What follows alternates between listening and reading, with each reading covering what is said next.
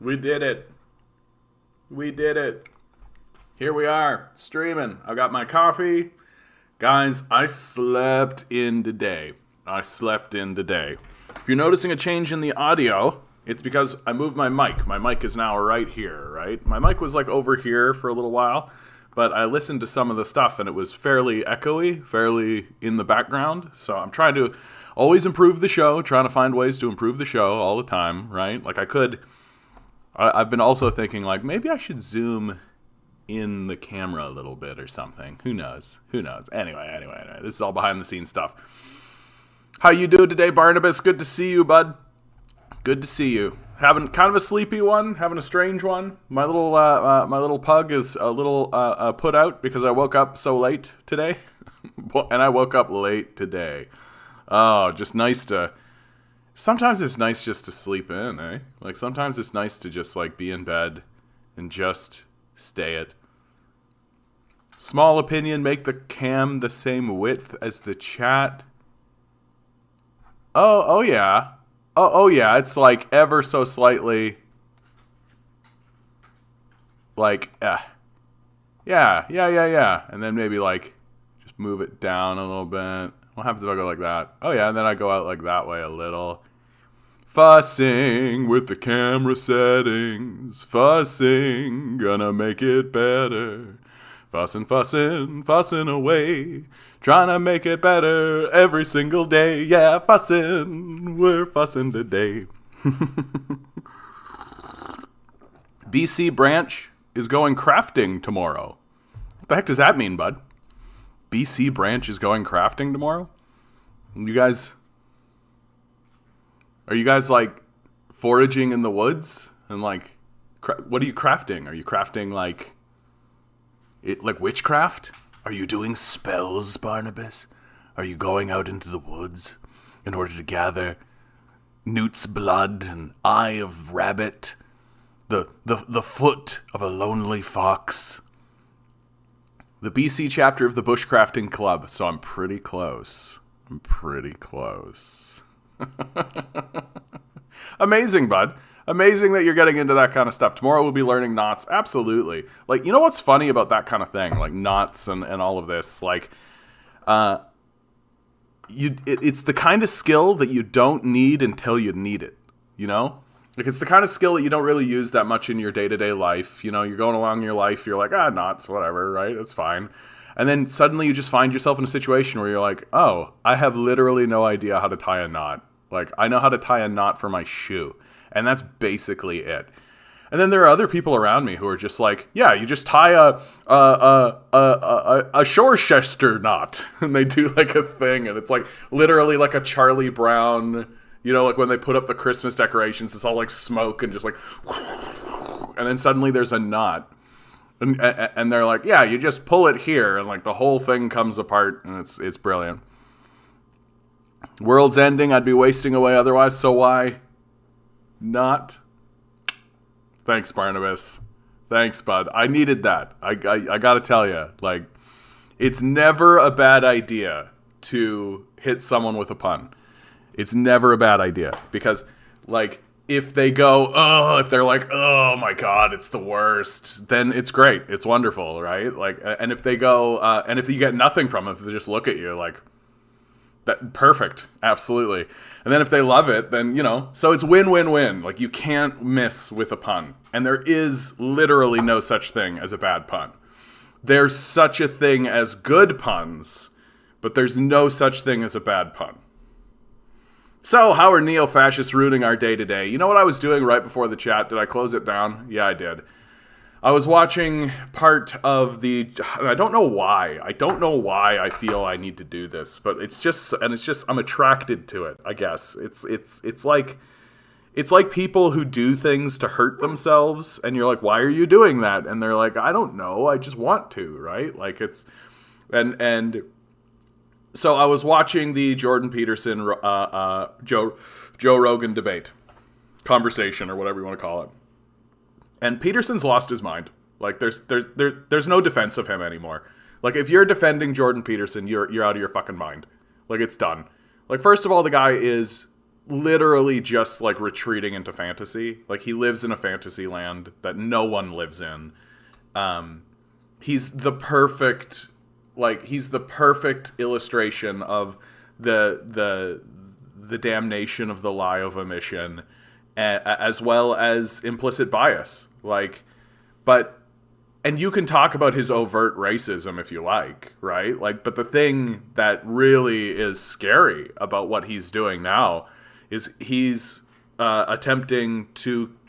he's obviously been paid off by the fossil fuel industry in order to spread around climate change misinformation, right? That's what he did on Joe Rogan.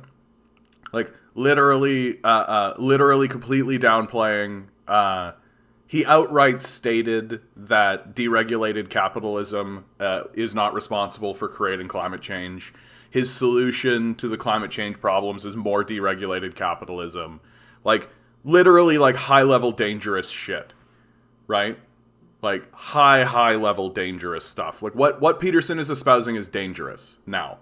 It's no longer okay, Grandpa, off on the corner, right? Yeah, I guess, segregation, we don't need to bother worrying about that, Grandpa, whatever you say, yeah.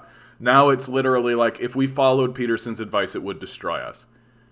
Straight up. Straight up. And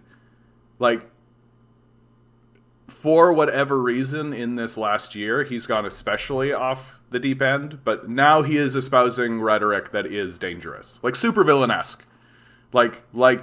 It was right of that author to peg him as the Red Skull, right? If we were to listen to Jordan Peterson and do what Jordan Peterson had to say on this issue, it would destroy us. It would completely destroy us. And he's retreating into just nonsense, right? He's just retreating into nonsense statements. And he's the emblematic of if you can't win the argument, just talk so much and create so many points that a person needs to work overtime in order to take down each of these points. But so he's not arguing in good faith because he's not interested in arguing in good faith because he's obviously been paid by the fossil fuel industry. There's literally no reason for a person like this to talk the way he's talking, right? He's sacrificed his intellectual credibility. I know, Milo. I know. It's sad to see someone sacrifice their intellectual credibility like that, isn't it, Milo? Okay, buddy. You want in? You want in the conversation? Milo wants in the conversation, guys. Isn't that right, Milo? I know. I gotta stop talking about Jordan Peterson. Milo doesn't like it when I talk about Jordan Peterson. I get all angry and talk about Jordan Peterson all day. Oh, okay. We'll move on. How you guys all doing? Oddity, good to see you. Eric, good to see you. Mocked, always a pleasure. Oh yeah, the JP and Rogan interview, dude. I didn't watch a lot of it. It's painful. It's painful to watch. What makes it painful to watch is not that Jordan Peterson is the person that he is. It's that people take him seriously. People take him seriously. That's the thing that's killing me about it. And now he's stepping into the climate change conversation. No, he's a dangerous figure in the conversation now. And there's no other way to talk about him. He's not just wrong, he's dangerous. If we listened to him and if we did what he said, it would destroy us, without a doubt. Matthias Major, good to see you guys. All right, there's enough of you in chat. By popular opinion, today's number is... Let's go. But chickens are like climate change. NASA destroyed... Here we go for today's number. It's January 27, always a 7 with you, Mocked. 2022. I'm going to go with a 1. 10 balls. I'm number 1. Harry, good to see you. Each ball has a number. Good to see you. Numbers 1 through 10. We got a 1 from Major Hydraulic. We're in it together, Major. You numbers. And me. To the moon. We're going to hit it for sure now. Let's go. Pick a number. I've got so much money riding on this, guys. Today's number is 1. Number 1. Number 1. Number 1. Number 1. That's like twice in a row now that the multiple pickers, the people who picked multiple numbers. I gotta go buy that scratch ticket today, man. Go buy a scratch ticket, make $1 million. I've got the David Lynchian energy. Yeah, you too, Major. May the spirit of David Lynch guide you through these trying times. I am kind of having fun to silence a conservative on my front FP where he refuses to stop spreading misinformation about COVID and being a racist. Then, now he feels he is being oppressed. Oh, yeah. Like, these conservatives mistake being told they're wrong for oppression, right?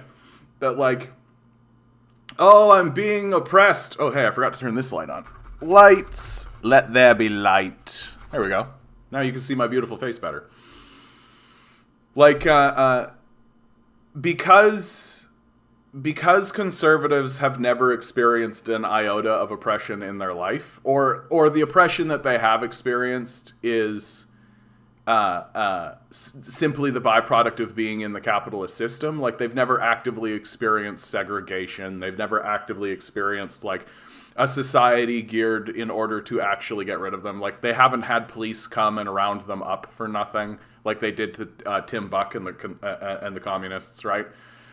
And so they're saying they're oppressed in their fucking mansions with a workforce and with all this kind of stuff because we're refusing to allow them to abuse people, right? Like, that's really what it is. Didn't JP excuse Hitler? Was that another professor? JP has an interesting connection with Adolf Hitler, and there's a YouTuber that I follow who actually wrote a book on this particular subject.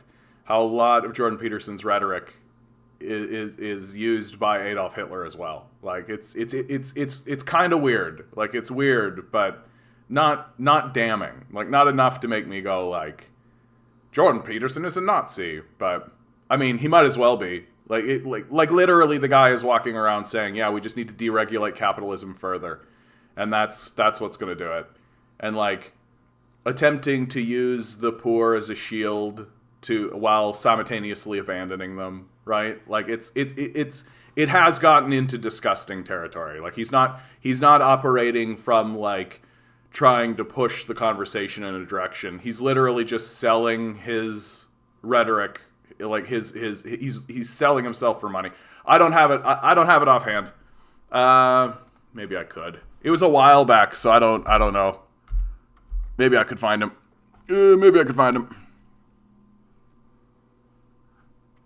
You know what, Eric? I'll find him and I'll put him up on the live later. Okay? I won't look around for him now. Ugh. Anyone want a RuneScape with me while we listen? I can't believe that RuneScape is still going. RuneScape, eh? If you guys want a good video game, by the way, Inscription. I highly, highly recommend Inscription. Really, really solid. Like, really, really solid. Storytelling, fun gameplay, surprises around every corner. So, Inscription, I highly advise it. He posthumously diagnosed Hitler with obsessive-compulsive disorder, said the Holocaust was just cleaning because Zyklon B was a pesticide. He tried to moralize Hitler via World War I. I mean, like, it's not inaccurate to say that, like, Hitler's ascension was because of World War I, right? Like, even Hitler himself understood that. But, like, the dude was walking around with a book that said, I want to eradicate the Jews, right? Like, you can't walk that back. You don't get to walk that back. The bow tie was the straw that broke the camel's back for me. Yeah, like if you're wearing a bow tie, even Bill Nye has gotten rid of the bow tie, right? Like, when Bill Nye was just like Bill Nye the science guy, and he was just like, "Hey kids, let's do some science," right? Like, that was great. Like, that was fine to wear the bow tie. But, like, if you're trying to be like a serious intellectual or appear a serious person, and you're walking around with a bow tie, like, no, even Bill Nye has gotten rid of that fucking bow tie. Like, Tucker Carlson with the stupid fucking bow tie. And now JP's going on Joe Rogan wearing a goddamn bow tie. The second I saw the bow tie, I was like, he's bought. He's done. He's totally sold out. Nobody in the history of mankind has ever, like, willingly put a bow tie on, right? No man has ever looked at like the array of fashion options that men have, which are very limited in scope and scale, and willfully picked up the bow tie and been like, I think maybe this is for me. Nobody has ever done this, right? It is always someone else taking the bow tie and putting it on you and saying, yeah, this is good, right? This is like an emblematic look. This is something that is different and will draw the eye and draw the attention, right? Like, it's so if Jordan Peterson, who has never worn a bow tie in his fucking life, comes out wearing a fucking bow tie, somebody paid him money, right? Hey, can you go talk a bunch of shit about climate change so we can continue convincing these gullible rubes to let us destroy them for money? Like, that's what he's doing. And it's dangerous what he's doing. Like, it's dangerous. Like, at this stage in the game, I will happily say that when I say we need to round up the people who are spreading disinformation into the society actively and are funding institutions in order to spread that misinformation into the society regarding climate change, we need to round those people up and have tribunals and incarcerate them. Jordan Peterson's on that list now. Like, and yeah, I'm making a list. Like, you don't get to fucking do this. You don't get to fucking do this shit. Towns are burning down, motherfucker. Like, you're destroying the species with this shit. So that you can get a little bit of extra money for yourself and say that the poor just need to work harder. Like, get completely fucked. There's a reason why right-wing reactionaries need to be chased out of the conversation entirely, and why their participation in the system needs to be considered corruption, right?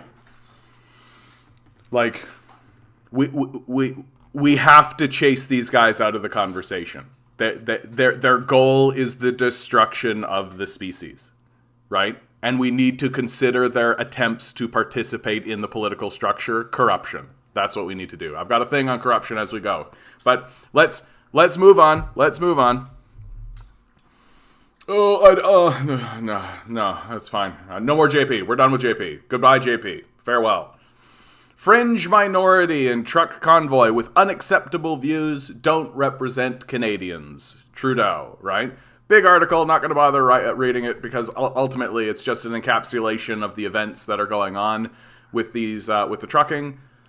Freedom over fear, no mandates, like all this kind of stuff, yabba, yabba, yabba, right? The Ottawa police preparing, these truckers are going to land in Ottawa on Saturday. It's going to be an interesting event. I'm sure there's going to be a lot of footage coming out. There's going to be a lot of stuff going on. It's going to be interesting to see what happens. To give you a taste of the types of people who are supporting this, here is the protest that happened in New Brunswick, right? So, united against mandates, passports, like all jobs are essential, right? And I don't think there's anything fundamentally wrong with any of this. Oh, hey, this is Star David back there. That's interesting. What's, okay, cool, right? What's, where's the real big one, right? The real big one. Where is he? He's coming up. So lots of just regular looking people, right? And this is the thing that makes this so kind of scary. Here he is. Right, here he is. Here's this guy just walking around with everybody. Oh, that's kind of an SS looking sort of look, isn't it? Yeah. Isn't that fun? To give you a closer look of what this guy's wearing. Oh, hey, there he is doing a Nazi salute. Ha ha, hey. And everybody around him just totally cool with it. Like, totally cool that he's there, right? 8 million kids missing yearly. Real pandemic, child and human trafficking, COVID hoax. 8 million kids missing yearly. Do the math on that, and that means that Canada is empty in 5 years. And certainly if there were 8 million kids missing, we would be... Yeah, I don't buy this argument at all. I don't buy this argument at all. Like, if I went to a protest and someone was wearing Nazi paraphernalia and they tried to tell me, yeah, I'm doing it ironically, I would take a stick and I would chase them away, right? So either these people are completely okay with there being a literal neo-Nazi in their ranks, or they're so fucking stupid and completely fucking clueless as to completely not understand what this would do, what this image would do for their protest, right? Like, no. Like, fucking no. Get out of here, bud. Get the fuck out of here. But if you look at the video, he's just casually walking around. Like, he's just a normal guy, just like the rest of them, right? And it's the classic statement, right? If there are 9 people sitting at a table, and a known Nazi comes and sits at the table with them, there are 10 Nazis at a table, right? And I mean, what's this all about? Like the Star of David here? Like, hey, Just JC, how you doing? Uh-oh, we're about to talk about Jackson Hinkle. So, like, what's kind of scary about all of this, right, is that I understand the energy that many Canadians have. Like, they no longer want to be cooped up. They want to get back to Denny's, right? It's respectable. It's been long enough. But, like, here's the don't tread on me guy, right? Right over here. But this kind of thing gets to be a bit much, right? And we can no longer pretend that there aren't far-right reactionary movements at least attempting to infiltrate and galvanize people within that movement. I actually saw this firsthand here in Toronto, with the anti-mask movement, right? There are obvious neo-Nazi groups that are attempting to pilfer people. People would break off from every single one of those protests and go harass business owners of color, right? Like, it was fairly well known, fairly well understood. And my opinion is that we need to rally against this in force. Yeah, no need to cosplay, just hang a doll in effigy, right? Which they did several times. I'm actually, like, not opposed to that. Can I be really clear? Like, I think that burning and hanging things in effigy is fine. Like, really. Like, you want to take a Trudeau doll and hang Trudeau, right, as a doll in effigy, off you go, right?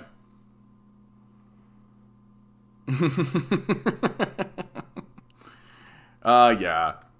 Anyway, so that's just a quick update on that. The anti-work drama, right? The anti-work drama. So today's clip was about the anti-work drama, so I won't go too deep. But a new thing on it. So if you don't know what's going on with the anti-work movement, an anti-work mod goes on to Fox News and basically just destroys the movement in a 3-minute interview. So bad that if somebody told me that guy was paid, or sorry, if she was paid, I would believe it, right? I would be like, yeah, that looks about right. And now the mods have revealed that there are even more interviews coming up, right?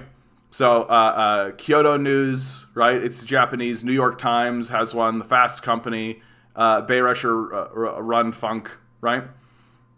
Yeah, our anarchism is in a tizzy too, right? There's a lot of overlap between those two, and like, of course, they're in a tizzy. Like, this moment sort of it discredits their position, right? Like these mods don't actually represent, like, this I think is the most obvious thing that's coming out of this. Islam, how you doing? Haven't seen you around a long time. Good to see you. Hope things are going well. Same to you, pissed off. I hope you're doing well. Not having a great day. Great visit from Isabel and her dogs. Very nice. Peace and love to everyone. Hopefully, be out of hospital. Oh my God, pissed off, bud. I hope you're doing well. I hope you're doing well, bud. Thanks for tuning in. So nice to see you, man. I hope things improve for you, bud. What an intense journey you're on. I got banned from Canadian Forces for commenting that, yes, train more Nazis. Was this you? Was this you that did that? Oh yeah, I do have that clip. Or I do have that. Anyway, I'll show that later. I'm doing very well, in fact. Things are picking up. Things are going on. Things are happening, right? And For me personally, I feel like I'm like on the precipice, like I'm on the cliff's edge. Like I've got the parachute, I've got everything, I trust in everything I've built, and I'm just about to jump off the edge. Like that's how it feels for me right now. So if this next month is full of me like in self-loathing and I'm not gonna dox you, bud. I'm not gonna dox you. Uh,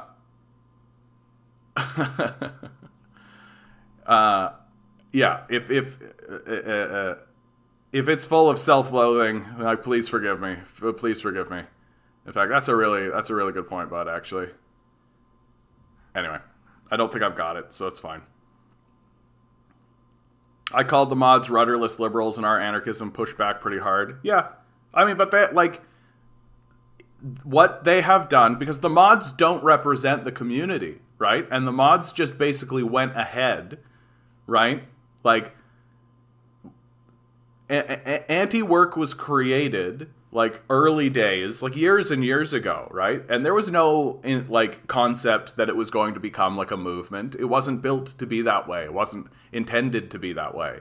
And it just blew up because people are going like, yeah, anti-work, fuck this, right? That's what happened. Everybody's just like, fuck this. It wasn't because of some kind of organizational force, right?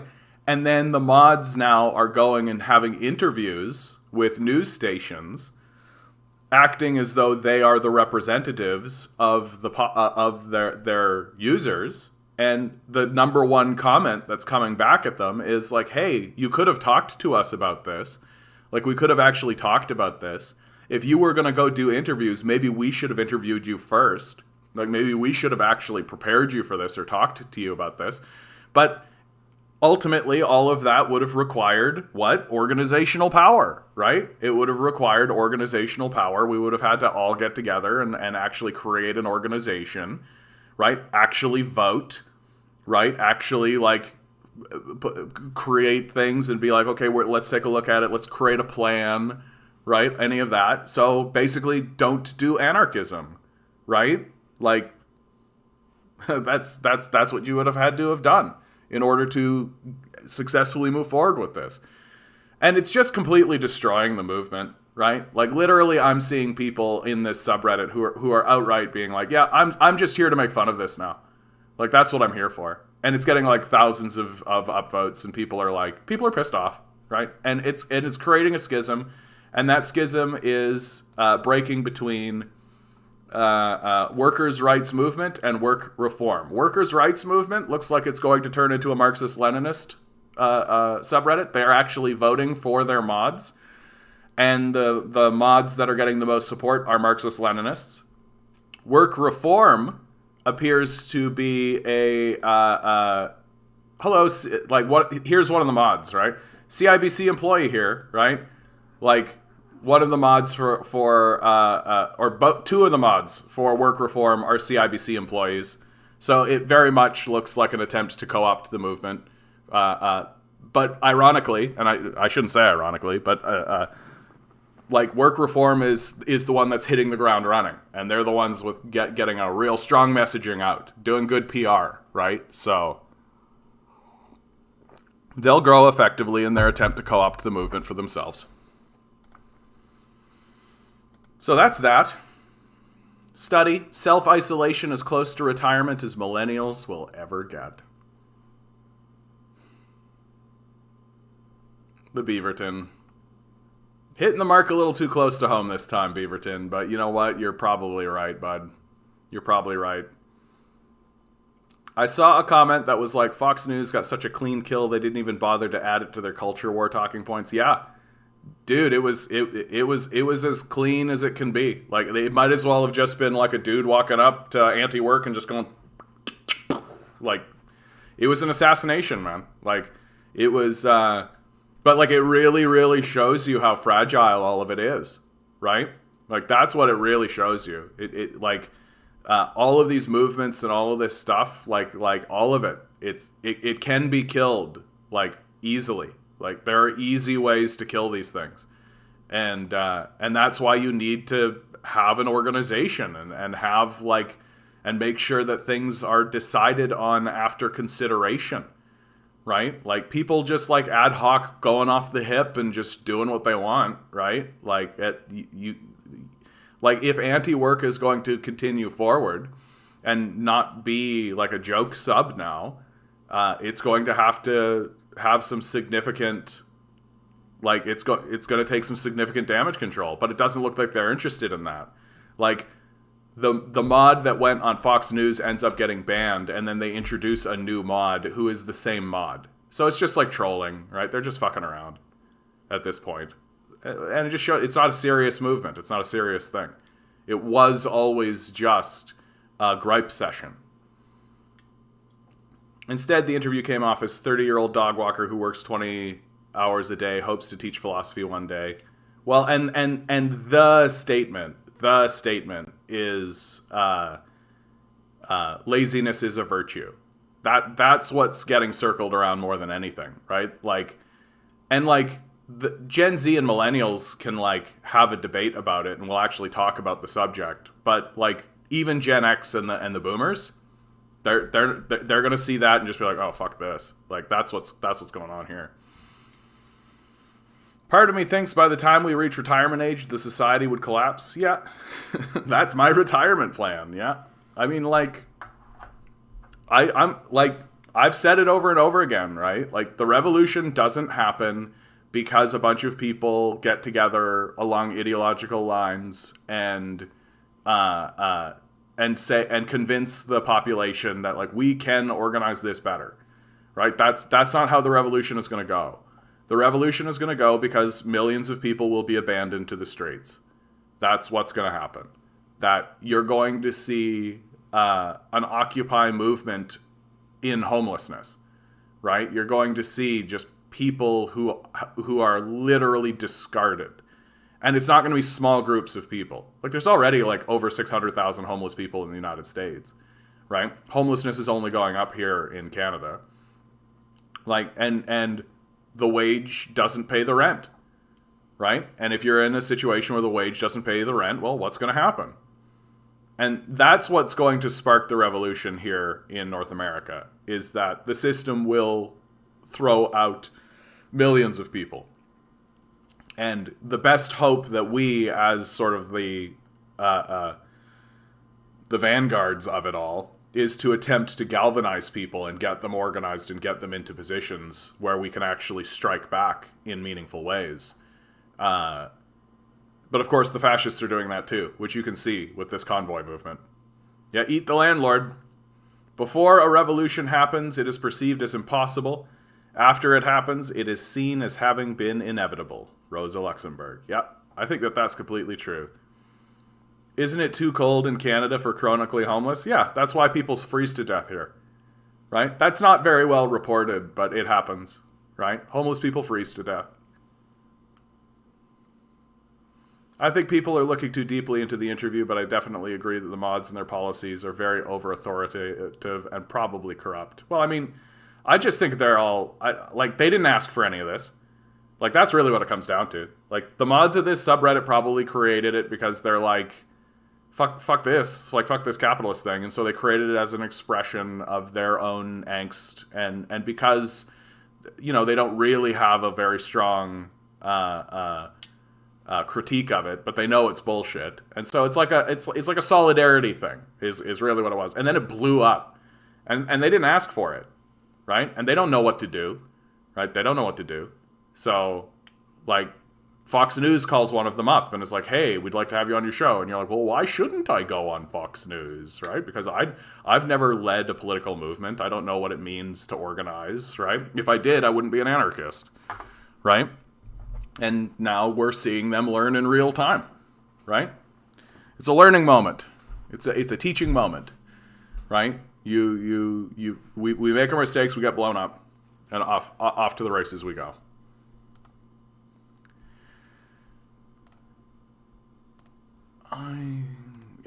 So, the McKinn County School Board in Tennessee voted 10-0 to ban Mouse, a Pulitzer Prize-winning graphic novel about the Holocaust. The reason I really wanted to show this is because Neil Gaiman responded to this, and more than any other author, I respect Neil Gaiman. Neil Gaiman is like a modern savant. Like I really, really value him as an author, mainly because he was the one who was responsible. Like any artist who can actively change my perception and change my view on something, in my opinion, is an artist worth talking to or listening to. Neil Gaiman absolutely fundamentally flipped my perception of escapism. That I always viewed escapism as a negative. I always saw it as something that I saw it as a form of weakness in people, that if they were pursuing escapism and entertainment, that they were weaker somehow. And Neil Gaiman wrote a speech. He had a speech where he said he made an argument in favor of escapism, and he said that people go to other worlds to find the problems, to find the solutions to the problems that exist in their own world. And I'll never forget this line. The only people who don't want others to escape are jailers. And that just floored me. That floored me to the earth.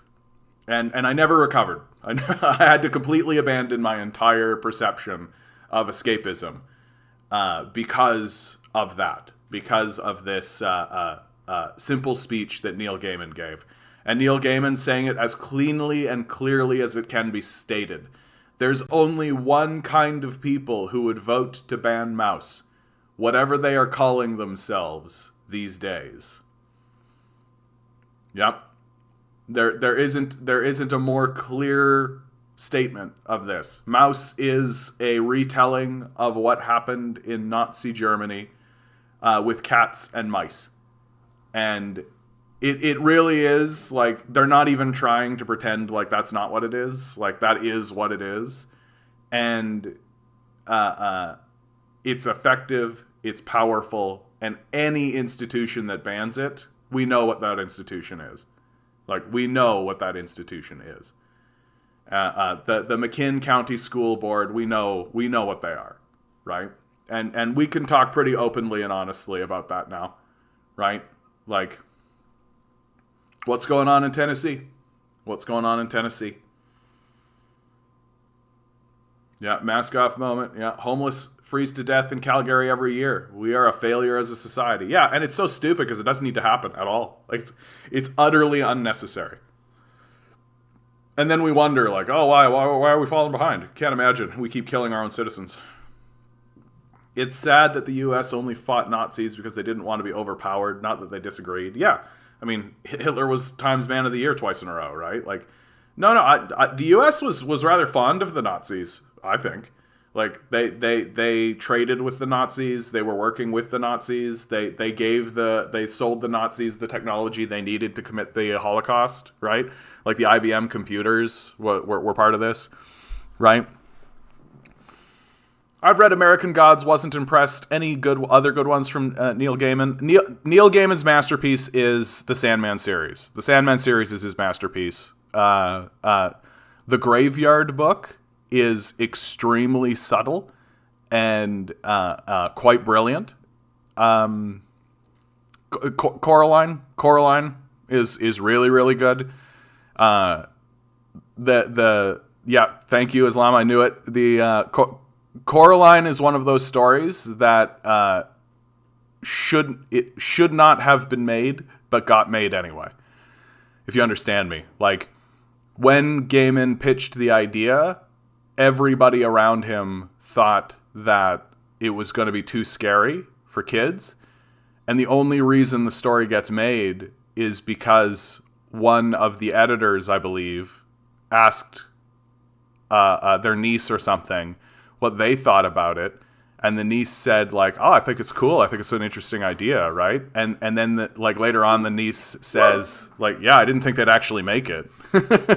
Like, Coraline is fucking scary. Like, Coraline is fucking scary, and the idea that it's a kid's book. I know, buddy. I know. See, we're talking about Coraline, right? You see, he's talking about scary things. I know, buddy. I know. You're just full of piss and vinegar because you didn't have a poop. That's all that's going on here. Why don't you go have some peanut butter? Huh? Why don't you go have some peanut butter? What's this? What's this? What's this? What's this? There's PB everywhere. What's this? What's this? There's brown stuff in the Kong. I know it didn't rhyme, but what can you do? Operation Paperclip. We're just randomly saying Operation Paperclip. Yeah. I mean, Operation Paperclip. Oh, I know what you're saying that in regards to, JC. You're saying Operation Paperclip. Yeah, like after World War II, Operation Paperclip got a lot of those Nazis into NASA, into the halls of power, right? Like, the critique was always like, well, the Soviet Union did the same thing. Like, they took Nazi scientists and used them. And it's like, yeah, they imprisoned Nazi scientists and then used their expertise. Like, the United States, like, gave Nazis, like, their own facilities, gave them their own people, gave them their freedom, right? Plowing through the Wheel of Time series right now. It's a little mad, but I'm only on book 6. You know what's so funny, dude, about the Wheel of Time? I was reading the Wheel of Time as it was coming out, right? And it's so obvious that Robert Jordan wrote the Wheel of Time, right? And he had the book, it was finished, and he was just like, I made the one book, of the Wheel of Time. The one book. Here you go. And they read it and they were like, this book's going to do actually really well, we think, Robert. So why don't you just we're going to offer you a trilogy. We're going to make it a 3-book deal. And he went, well, 3-book deal, okay. And so he rips out the back page of the story and like just writes it in such a way so that it like tips over in the other direction to like be a cliffhanger. And then he writes the trilogy, and they get to the end of the trilogy and they're like, actually, Robert, we think that we can make this a 12-book deal if you want to keep writing it. And he's like, a 12-book deal, you say? And he rips out the back page of the trilogy. Does a little like, yep. No, and like I stopped reading the Wheel of Time when Bran gets like trapped in the box, right? Like that kind of shit starts happening. It's so obviously stalling. It's so obviously like Robert Jordan just being like, I guess he gets locked in a box for a while. Like he runs out of ideas. And then he dies, Robert Jordan dies before the book ends, and Brandon Sanderson finishes it. So it's don't get me wrong, like Wheel of Time, it's great. But and the show is actually really cool. There's a Wheel of Time show that's really cool.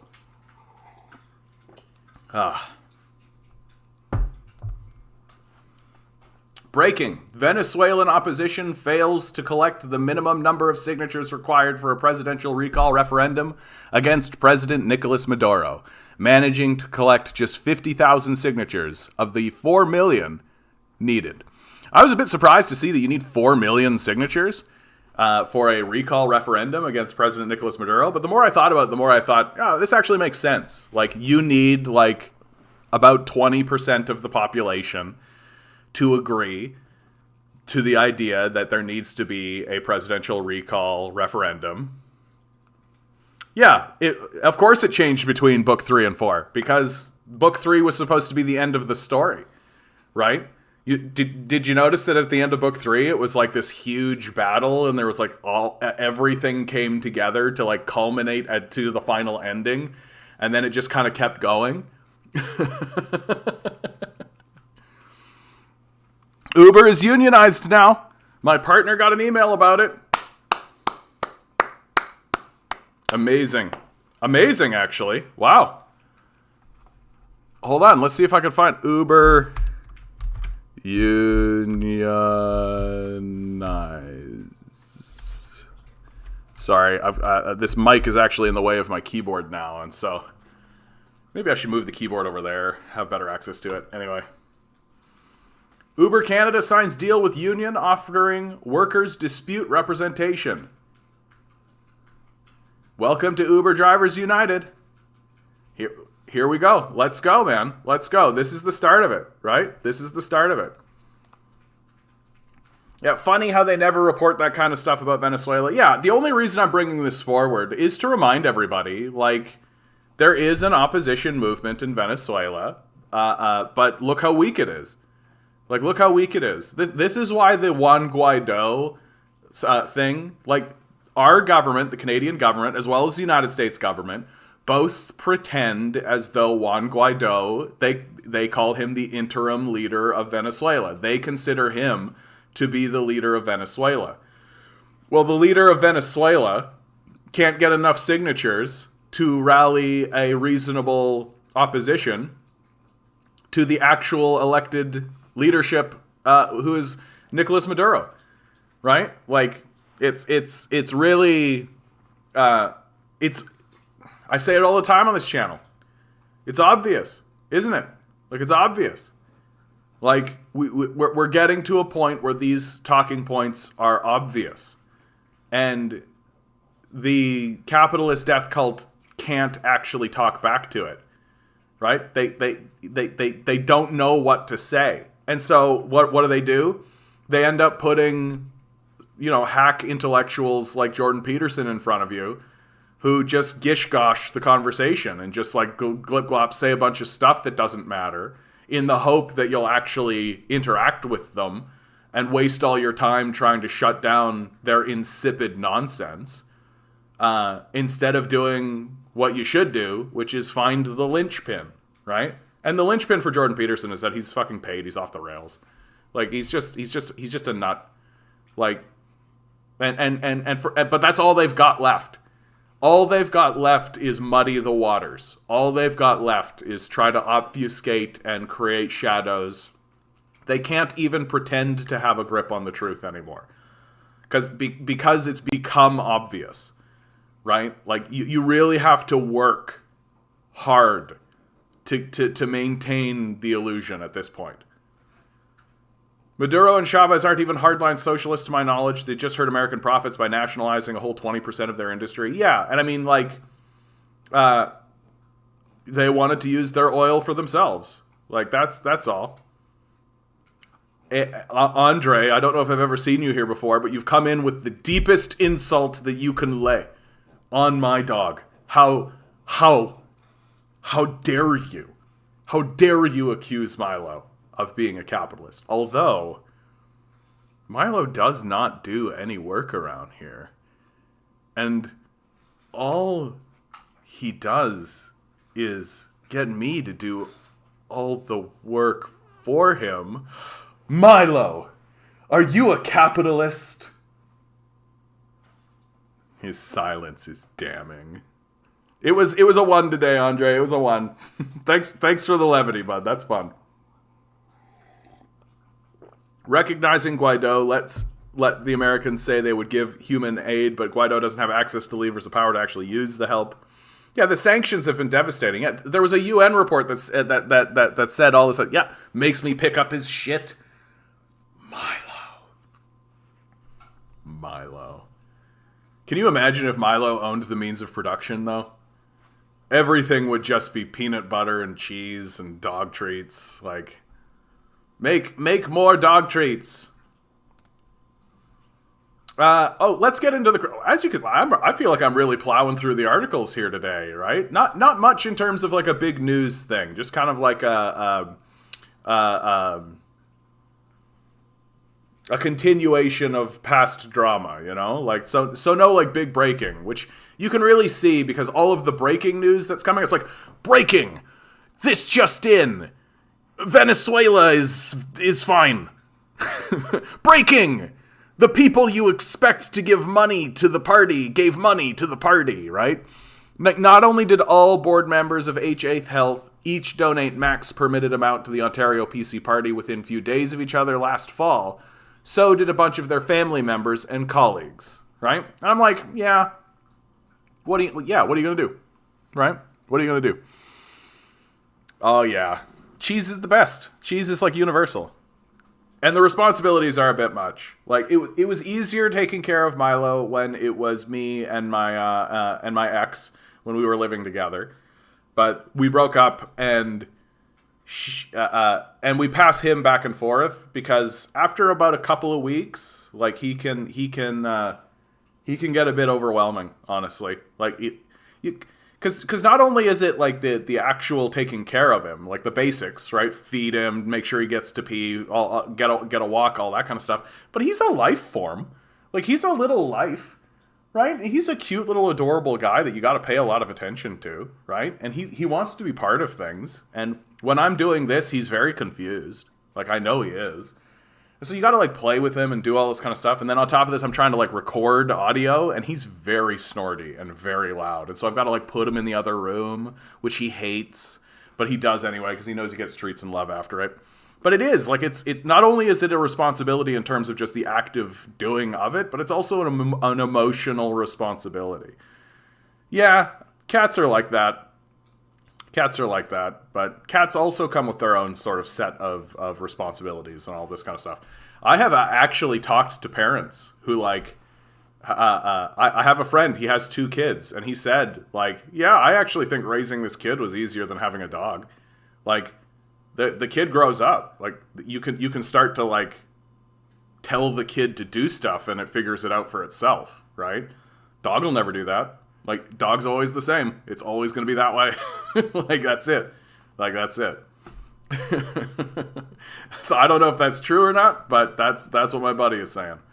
So the reason I wanted to bring this one up, right, is because China is going through a major period of anti-corruption, right?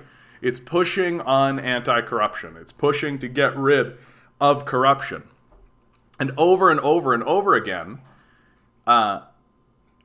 they say this, but what does that mean? What does it mean to get corruption out of your society, out of your governing thing? And now they're starting to make statements that are explicit about what they mean when they're talking about corruption. And this, as Canada's ranking in the corruption perceptions index have plummeted under Trudeau, right?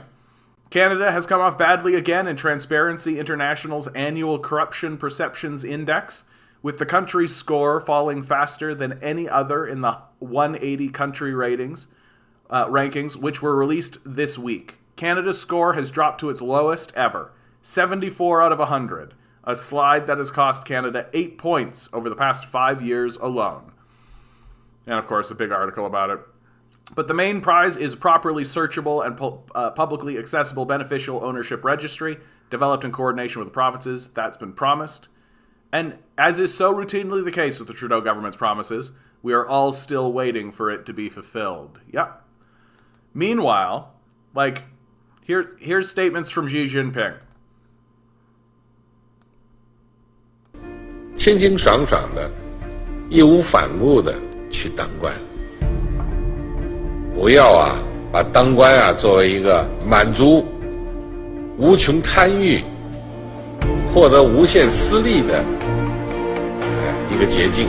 该做的事就要做，该得罪的人就得得罪，不得罪成百上千的腐败分子，就要得罪13亿人民。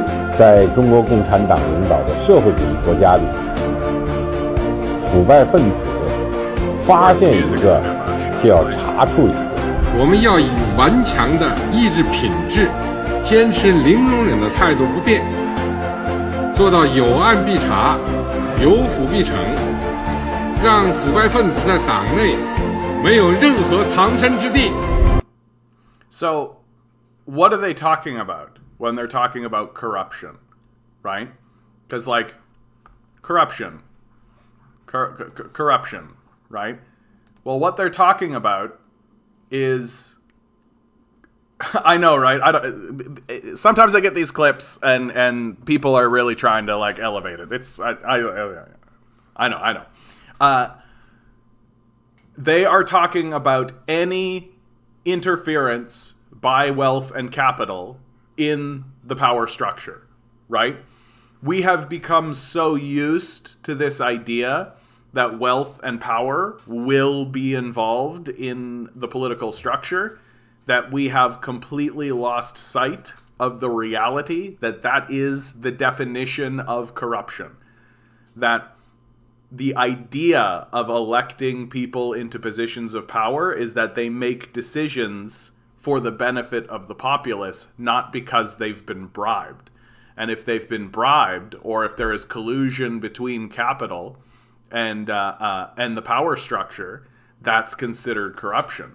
And it's something that the Communist Party of China is extremely concerned about in its own ranks. It's especially concerned about it because it's trying to learn the lessons from the failings of the Soviet Union. That while Stalin himself certainly didn't want to collude with capital and actually actually attempted to build something of a communist society, the project didn't survive his death. And so the Communist Party of China is doing everything it can to try to find a solution to that problem. How do we continue passing the baton between members, right, without corruption eventually taking over the system? Here's a great article to illustrate how they're doing exactly just that. CPC's disciplinary agency renews anti-corruption drive to fight new challenges of capital power collusion. Let's be really clear, though, okay? This comes from the Global Times. This is a news agency that is propaganda for the Communist Party of China. My position on that is the same as the position I have for the CBC and all the rest of it. As long as you know who the source is, it's completely fine, right? It's completely fine. Oh, you just grow a moral population. I mean, how do you do that, Barnabas? The Communist Party of China's top disciplinary agency pledged to maintain a strong and persistent crackdown on corruption in a communique released Thursday, and the document also said the party will actively handle the new challenges and new situations of the anti-corruption campaign, including strengthening investigations and punishment behind the disorderly expansion of capital and monopoly of some online platforms, vowing to cut off the collusion between capital and power. The communique was adopted at the 6th plenary session of the 19th CPC Central Commission for Discipline Inspection in Beijing, held from Tuesday to Thursday, the Xinhua news agency reported. Xi Jinping's General Secretary of the CPC Central Committee, Chinese President and Chairman of the Central Military Commission, attended the plenum and delivered an important speech.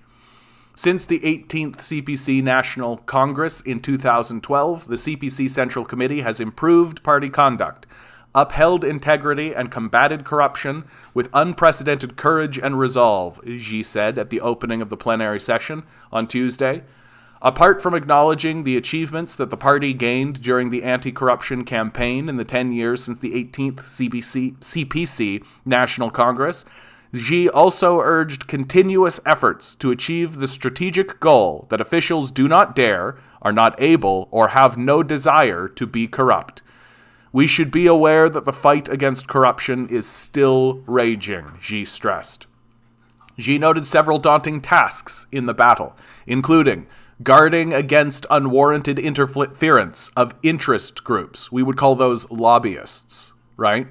Preventing officials from falling prey to erosion behavior, accepting bribes, accepting campaign donations through super PACs and the like. Identifying and dealing with furtive forms of corruption that employ upgraded methods. Not exactly sure what he's meaning to that. Eliminating the breeding grounds for corruption. So, I mean, like, that's the entire United States government. Being free of systemic corruption and diffusing risks and hidden dangers. Analysts said the Chinese people and the world have witnessed the determination and efforts of the CPC to fight corruption in the past 10 years. And the achievements are remarkable, with the political environment of China overwhelmingly improved. But the CPC remains calm and vigilant as the anti-corruption campaign has encountered new challenges with the development of society and technology. The communique released on Thursday stressed that the 20th National Congress of the CPC is a significant event for the party and the country in 2022, and the discipline, inspection, and supervision work needs to ensure the successful holding of the National Congress later this year.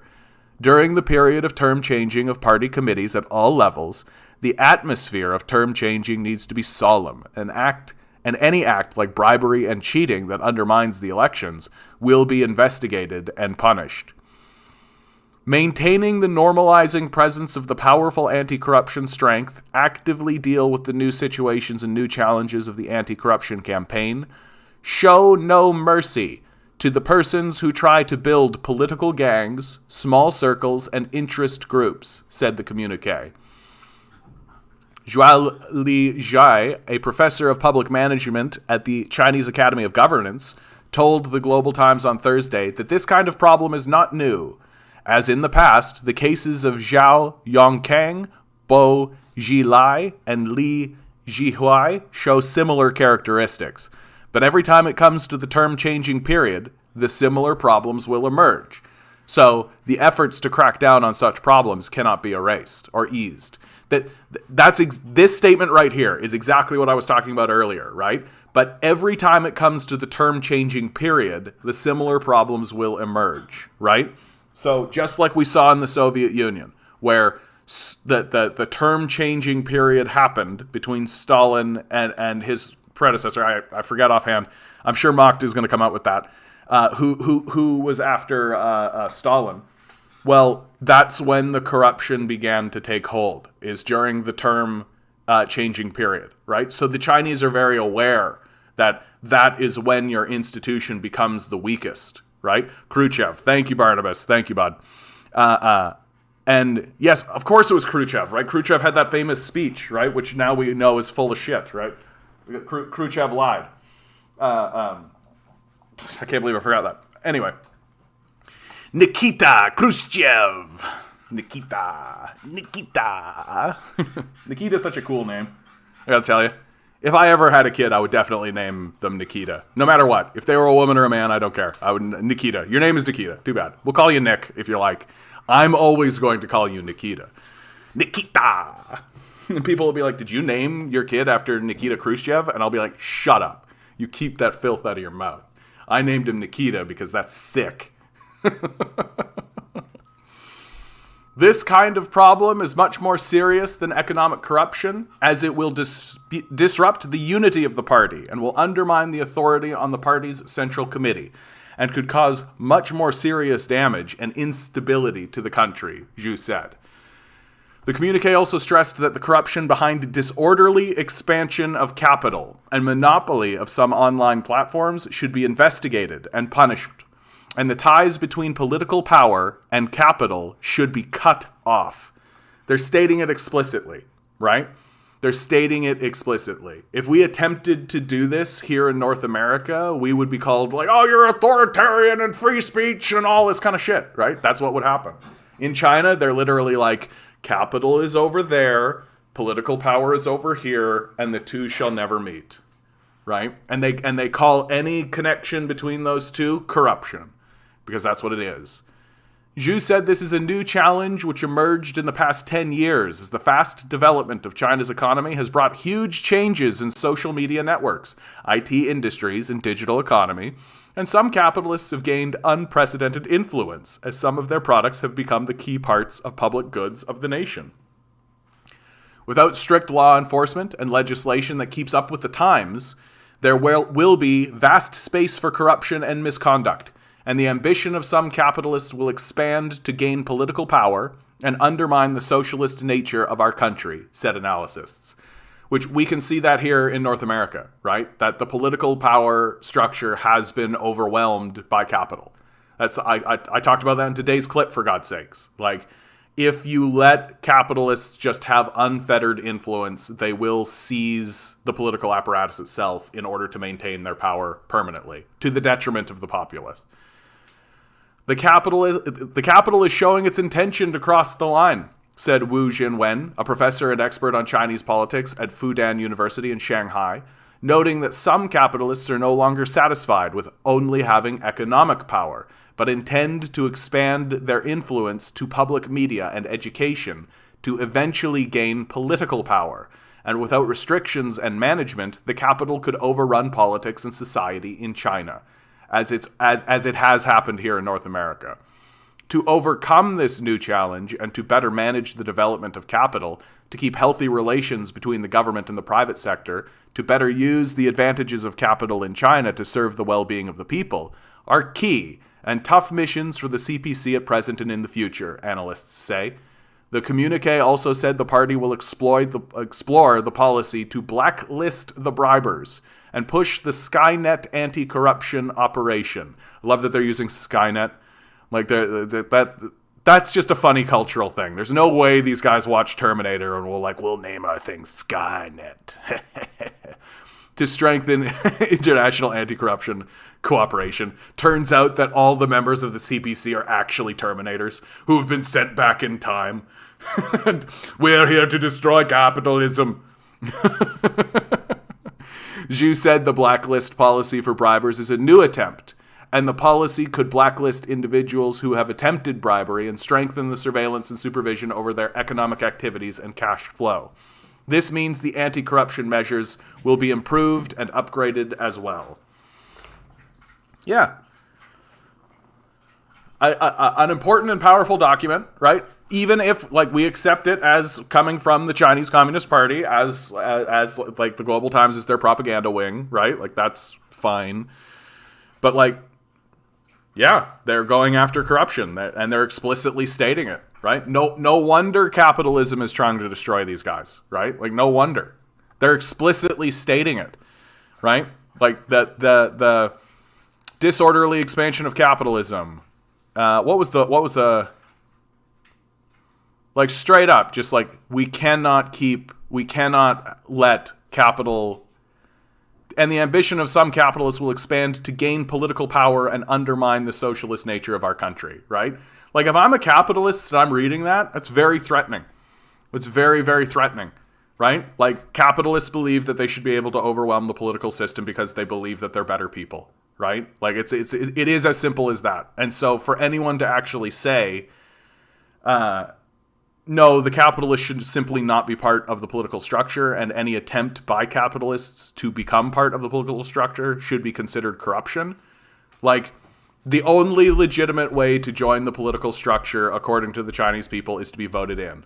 That's it.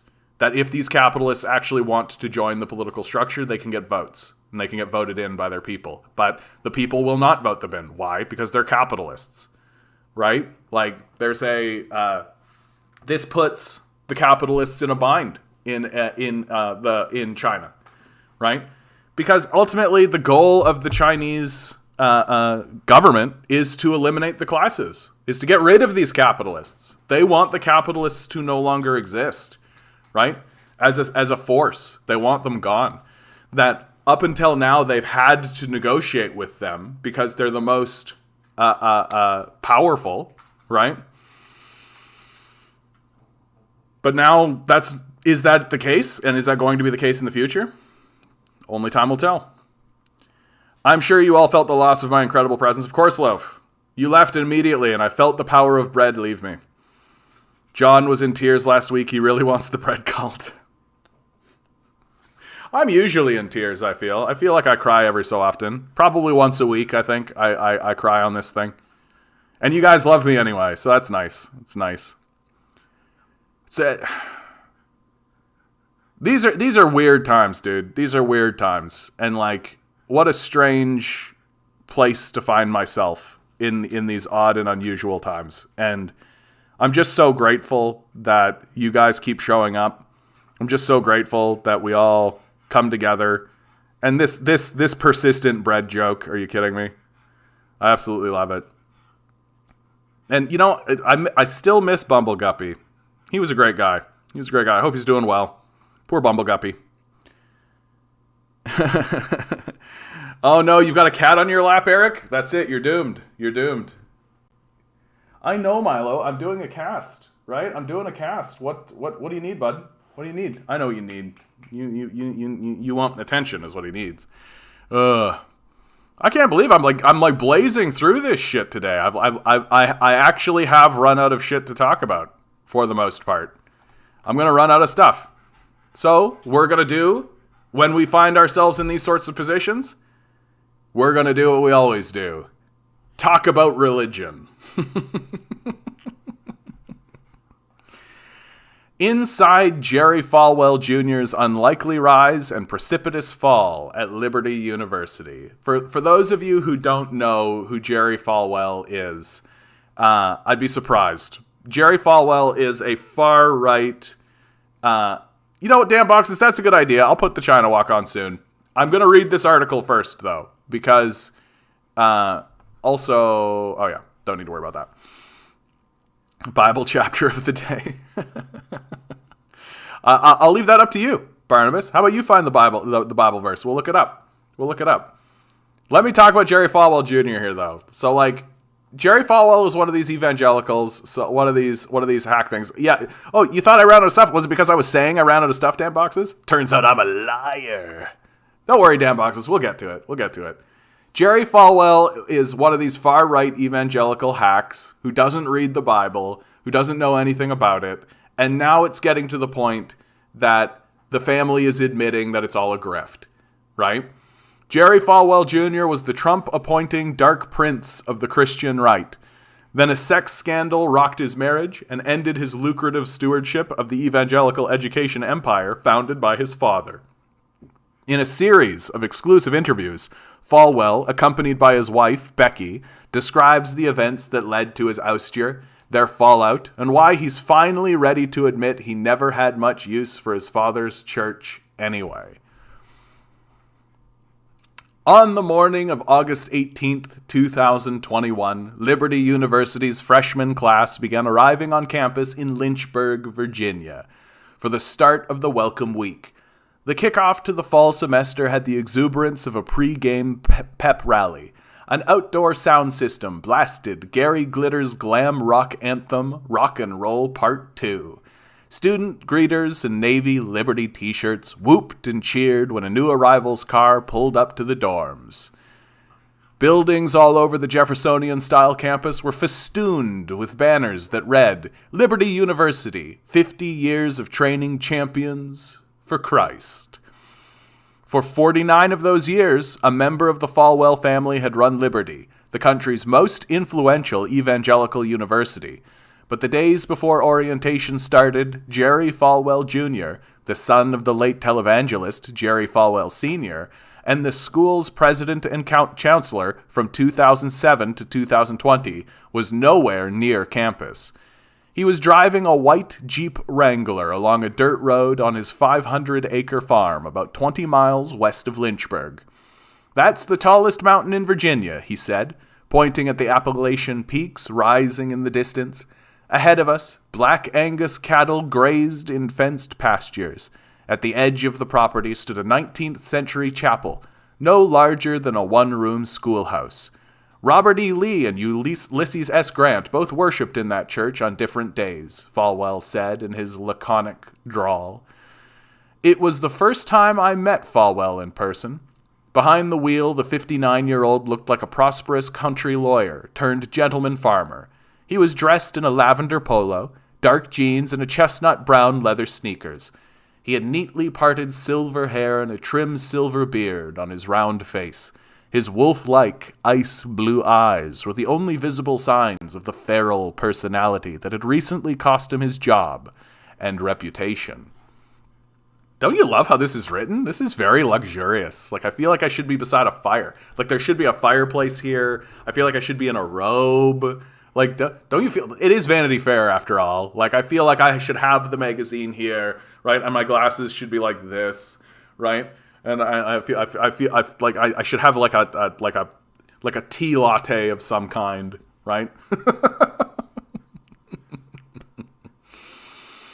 On August 24th, 2020, Falwell resigned from Liberty in the wake of a sensational tabloid scandal that could have been dreamed up in the writer's room of the Righteous Gemstones. A former Miami pool boy named Giancarlo Granda claimed he had nearly a 7-year affair with Falwell's wife, Becky, and that Falwell often liked to watch them have sex. Granda went on to a national media tour. He gave interviews to ABC News, CNN, Reuters, Politico, and The Washington Post, and said the Falwells began grooming him when he was 20 and bought his silence with luxury vacations, rides on Liberty's private jet, and an ownership stake managing a Miami Beach hostel. To bolster his claims, Granda released screenshots of FaceTime calls and text conversations with Becky. "I'm not wearing any panties," she allegedly wrote Granda in one message. Like, hot take. I genuinely don't see like a big, like, what's the big problem, right? So a dude wants to watch another man have sex with his wife. That's the scandal, right?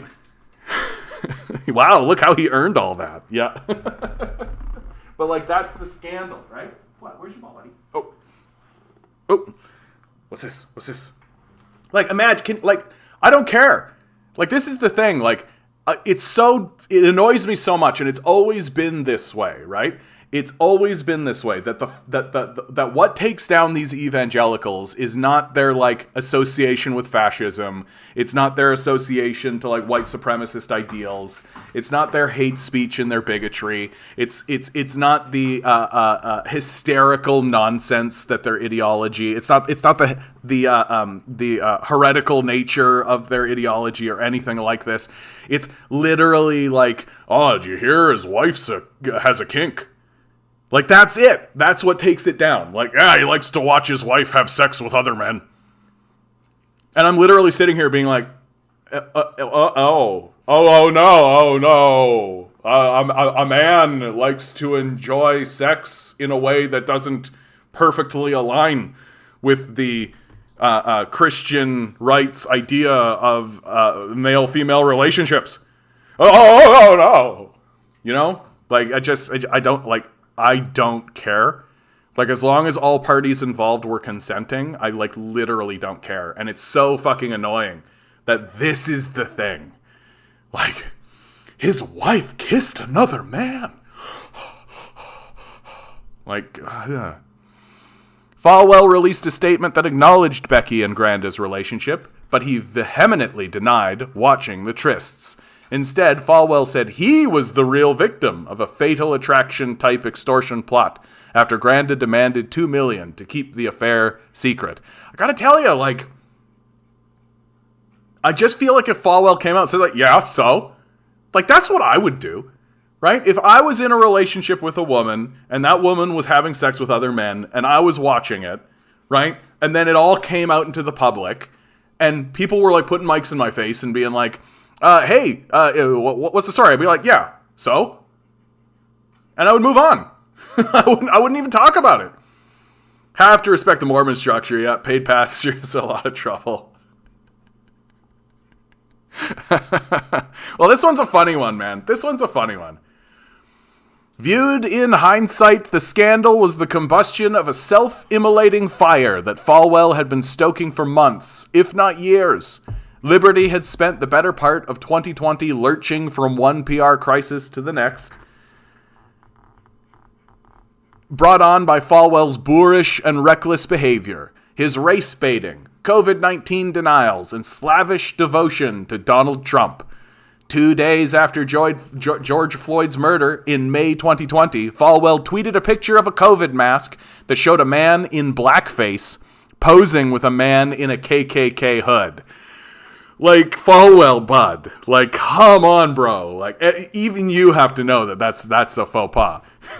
In early August 2020, Falwell posted a photo on Instagram of himself aboard a yacht with his pants unzipped, a drink in one hand, and his other arm wrapped around a pregnant Liberty employee with her belly exposed.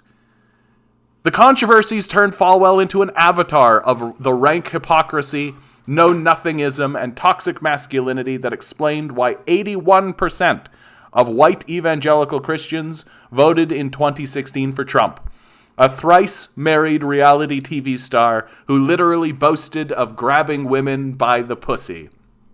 Like, and my favorite part, this was brought up earlier by I think it was Barnabas, like, yeah, he really earned this, eh? Like, he really worked hard to get this, right? Like, yeah, he worked hard to be born to a total fucking fraud and a hypocrite, right? The day Falwell resigned from Liberty, he gave an interview to his local NPR station and invoked the peroration of Martin Luther King's I Have a Dream speech. Free at last, thank God Almighty, I'm free at last, Falwell said. He offered no other explanation for his spectacular meltdown. People inside and outside Liberty were left asking what had caused Falwell, a married father of 3, to completely self-destruct in public. He was a University of Virginia-trained lawyer, a successful real estate developer. He rescued Liberty from near bankruptcy and transformed the nonprofit university into a financial powerhouse with more than 100,000 students and a $1.7 billion endowment. Over the course of a few months, he blew it all up. Why? I had gone to the farm to find out. These are the people in charge, right? This is the reason why I really want to read this, right? The reason why I think it's important for us to go through this and read this.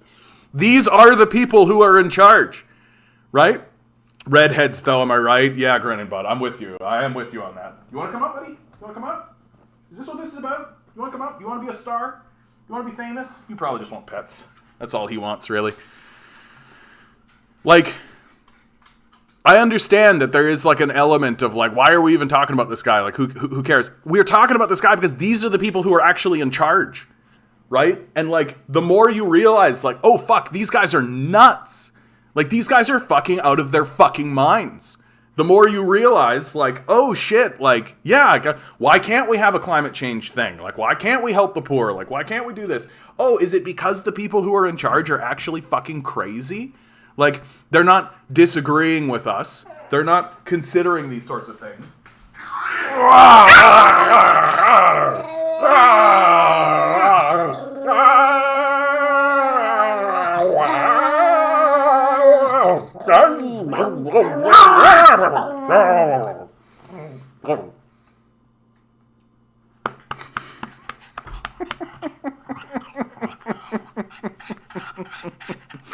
That one was for you guys.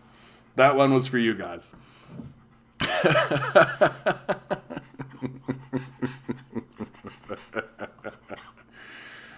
Like, we aren't going to convince these people. Like, that's really what I'm trying to drive towards. And the reason why we got to spend as much time as we can.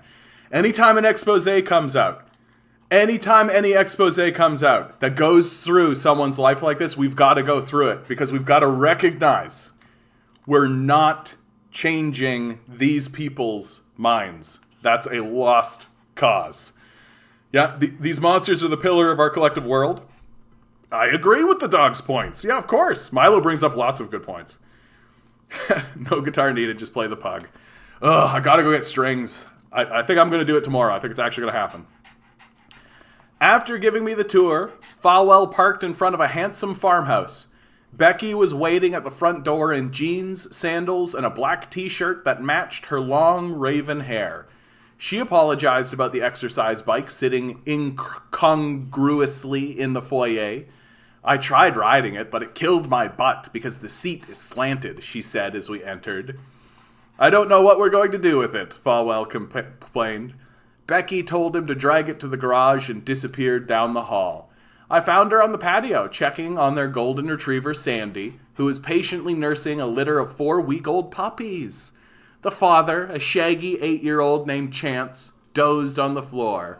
He's an old, lazy man. A short while later, the Falwells sat in the kitchen and began to talk about the tumultuous events of the past 2 years. The wide-ranging conversation was one of many we had over the past 8 months. What emerged was an intimate look inside a very public marriage, as well as a Shakespearean drama about fathers and sons and the burden of legacy.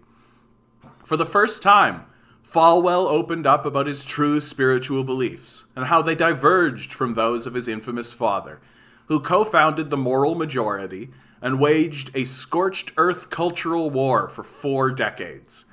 When I told Falwell that many people thought he, consciously or not, wanted to destroy himself, he considered it for a moment. Subconsciously, yeah, I believe that's true, he said, nodding. It's almost like I didn't have a choice. he went on. Because of my last name, people think I'm a religious person, but I'm not. My goal was to make them realize I was not my dad. When you think of Jerry Falwell Sr., chances are you remember him as the Falstaffian televangelist who never refused an opportunity to say something outrageously offensive on camera. Falwell's back catalog of homophobic, racist, and misogynistic comments is as thick as the King James Bible.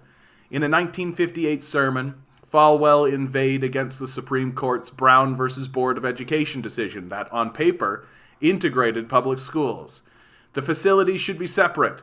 When God has drawn a line of distinction, we should not attempt to cross that line, Falwell said. During a 1976 service, Falwell preached, "The idea that religion and politics don't mix was invented by the devil to prevent Christians from running their own country." In the mid-1990s, Falwell promoted The Clinton Chronicles, a right-wing propaganda video that accused the Clintons of a raft of crimes up to and including murder. And days after 9/11, Falwell went on television and blamed the terrorist attacks on gays, lesbians, feminists, abortion doctors, and the ACLU. "I point a finger in their faces and say, you helped this happen," Falwell said. While Jerry Falwell Sr. was a polarizing scold in public, an agent of intolerance, John McCain once said, Jerry Jr. remembered his father as lenient at home. "My dad wasn't one of those overbearing parents who tried to control their kids," he recalled. The elder Falwell didn't force his namesake to attend church and didn't care that his son collected Fleetwood Mac and Beatles records at the time, when Baptists called rock and roll devil's music. He also didn't object when Jerry declared at an early age that he didn't want to spread the good word. "People would say to me, 'We know you're going to be a preacher because your dad is one.' I thought, that is the last thing I want to be," Jerry said. He even tolerated Jerry's moderate drinking, despite preaching that alcohol was the worst, most offensive drug in American society. I asked him one time, "Why don't you drink?" "Jesus drank wine," Jerry remembered. And he said, "Well, I just like to be in control. I don't like to be drunk." It wasn't because of some religious reason. His father's contradictions would mold Jerry's entire life. Jerry Falwell Jr., born in Lynchburg on Father's Day 1962, was the oldest of 3 children. His sister, Jeannie, was born in 1964. His brother, Jonathan, arrived in 1966.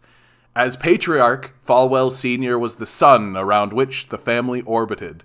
Naturally, his sons competed for his affection. It wasn't Cain and Abel exactly, but the brothers' relationship was never close. Jonathan was just constantly copying me. Whatever I did, in a matter of time, he tried to duplicate it, Jerry told me. Jonathan Falwell declined to comment. See, Jonathans are smart, right? Yeah, no thanks, Vanity Fair. I'm out. I don't need to get in the epicenter of this. It also didn't help the brothers' personalities were so different. Jerry was the withdrawn, rebellious one. Jonathan, the gregarious rule follower. Gregarious ruler. How dare you sully the good name of Jonathan's with gregarious rule following?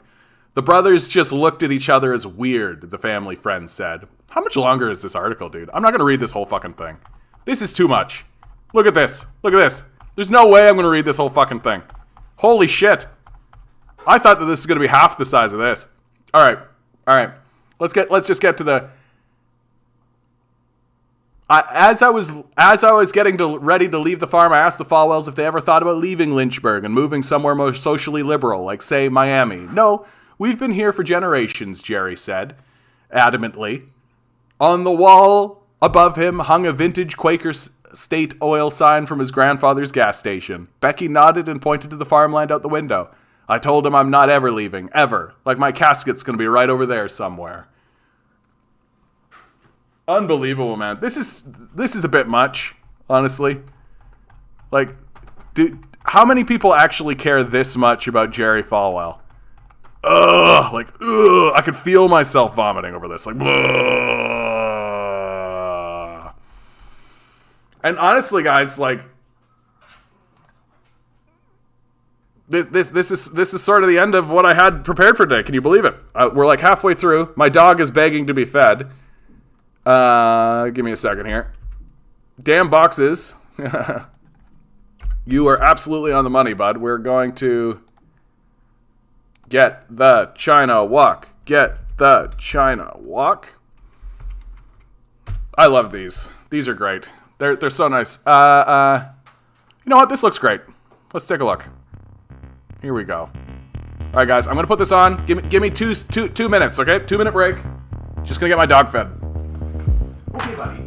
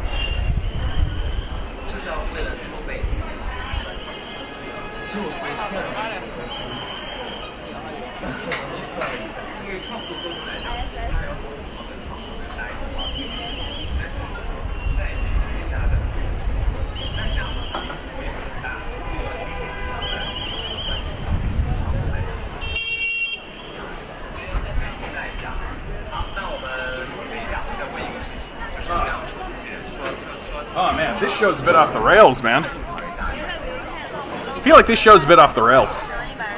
You know? Like I'm trying to like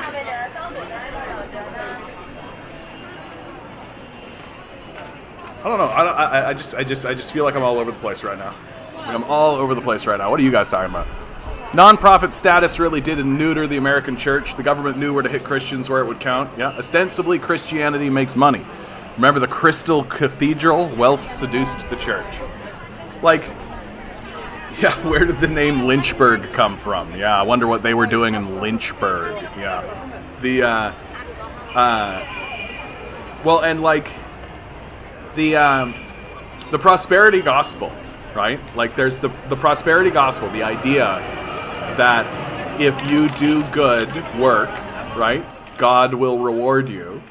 And if you, and so ostensibly that means that if you're not enjoying the benefits of material improvements or conditions, it means you're not doing good works as God is considered. And of course, what's considered good works to the evangelical church? Well, give money to the evangelical church. That's considered good work, right? So it's heretical. It's a heretical doctrine, right? Oh yeah, There Will Be Blood, dude. You watched it for the first time last night. Hey DJ, how you doing, bud? Feel like I haven't seen you in a while. The There Will Be Blood, man, is one of those movies that I knew was going to throw me into a depression. And it did. It did. It wasn't as bad as I thought it was going to be, the depression. But the film itself is very powerful. Very powerful film. And very emblematic, like very important watching to understand like American society and the American viewpoint and the American mindset, right? Been working on some game development. Oh, amazing, bud. That's awesome. Did you see the article I posted on Discord where I posted about the 6-year-old who has a mention? Here, let's just get into it. Was it on the live stream or is it on the general? Yeah, fuck. Elon Musk appears to back anti-vaccine mandate in Canada. Canadian truckers rule. Like, shut the fuck up, Elon.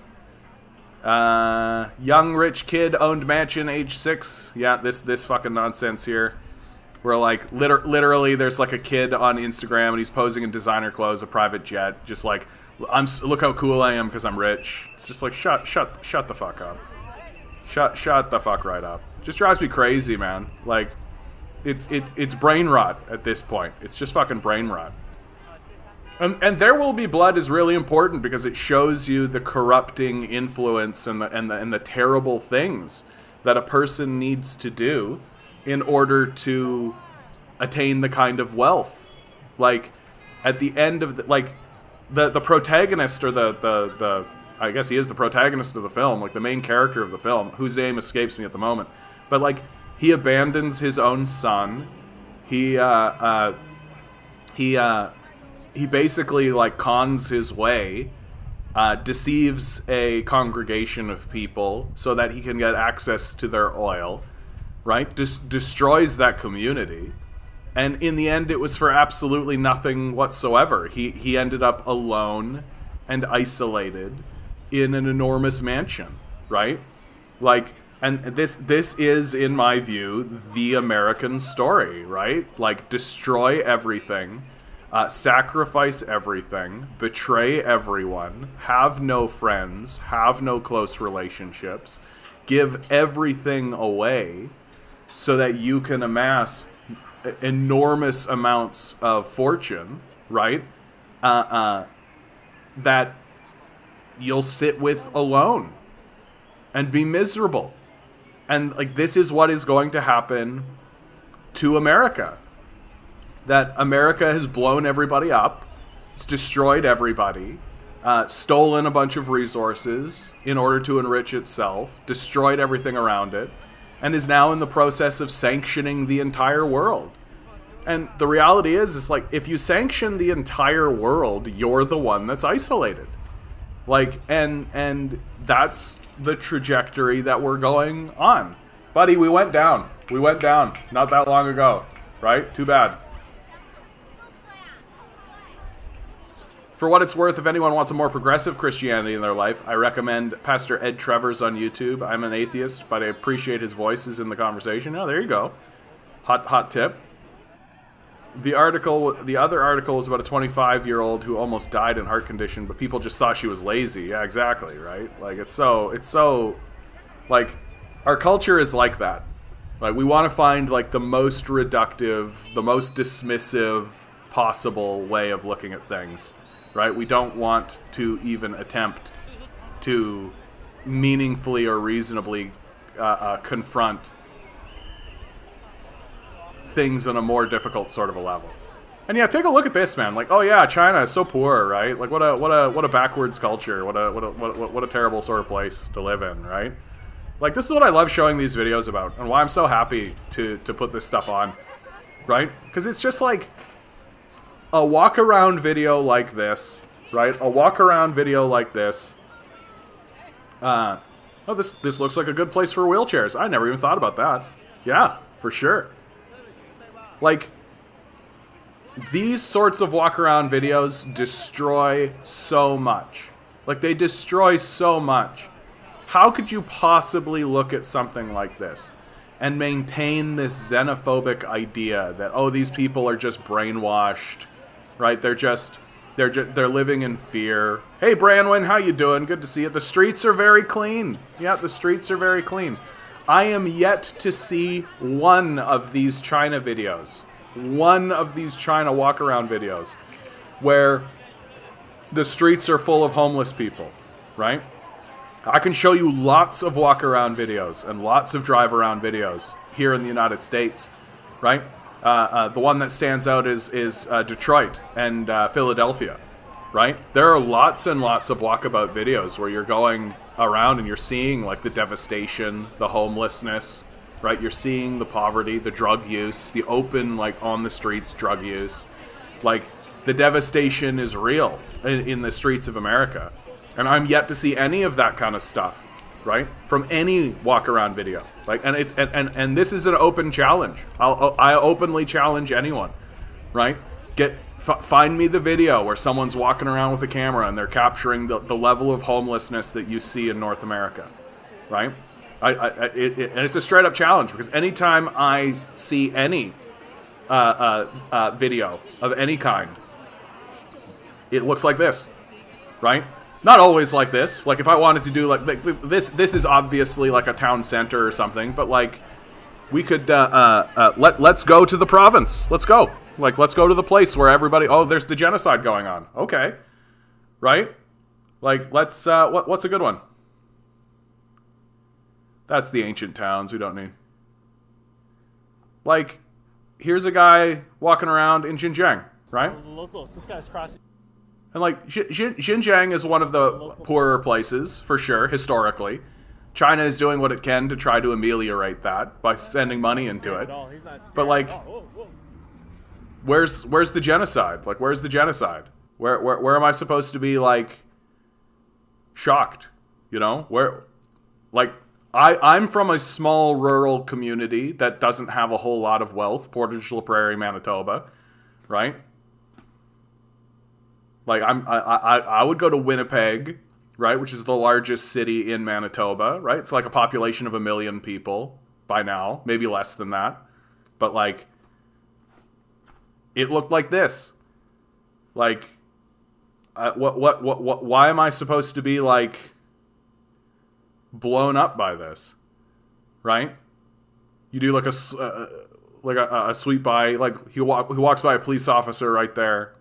Like where's this enormous genocide that we're supposed to all be talking about? Right? I just feel like the beauty of these walk around videos is like you really get a sense of like, oh, things are actually kind of fucking normal there. You know? Like if I told you that this was just a borough of Toronto, right? Yeah, here I am walking around in Toronto. You would probably believe me, right? Who would disagree with me, right?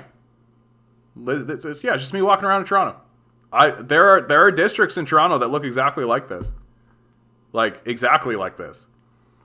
like he's clearly walking in like some of the more or less populated areas, some of the more or less all this. I don't know why he's doing like the slow motion look at people. I think he's doing the slow motion look at people to be like, look, these are Uyghurs, right? And it's just like, but like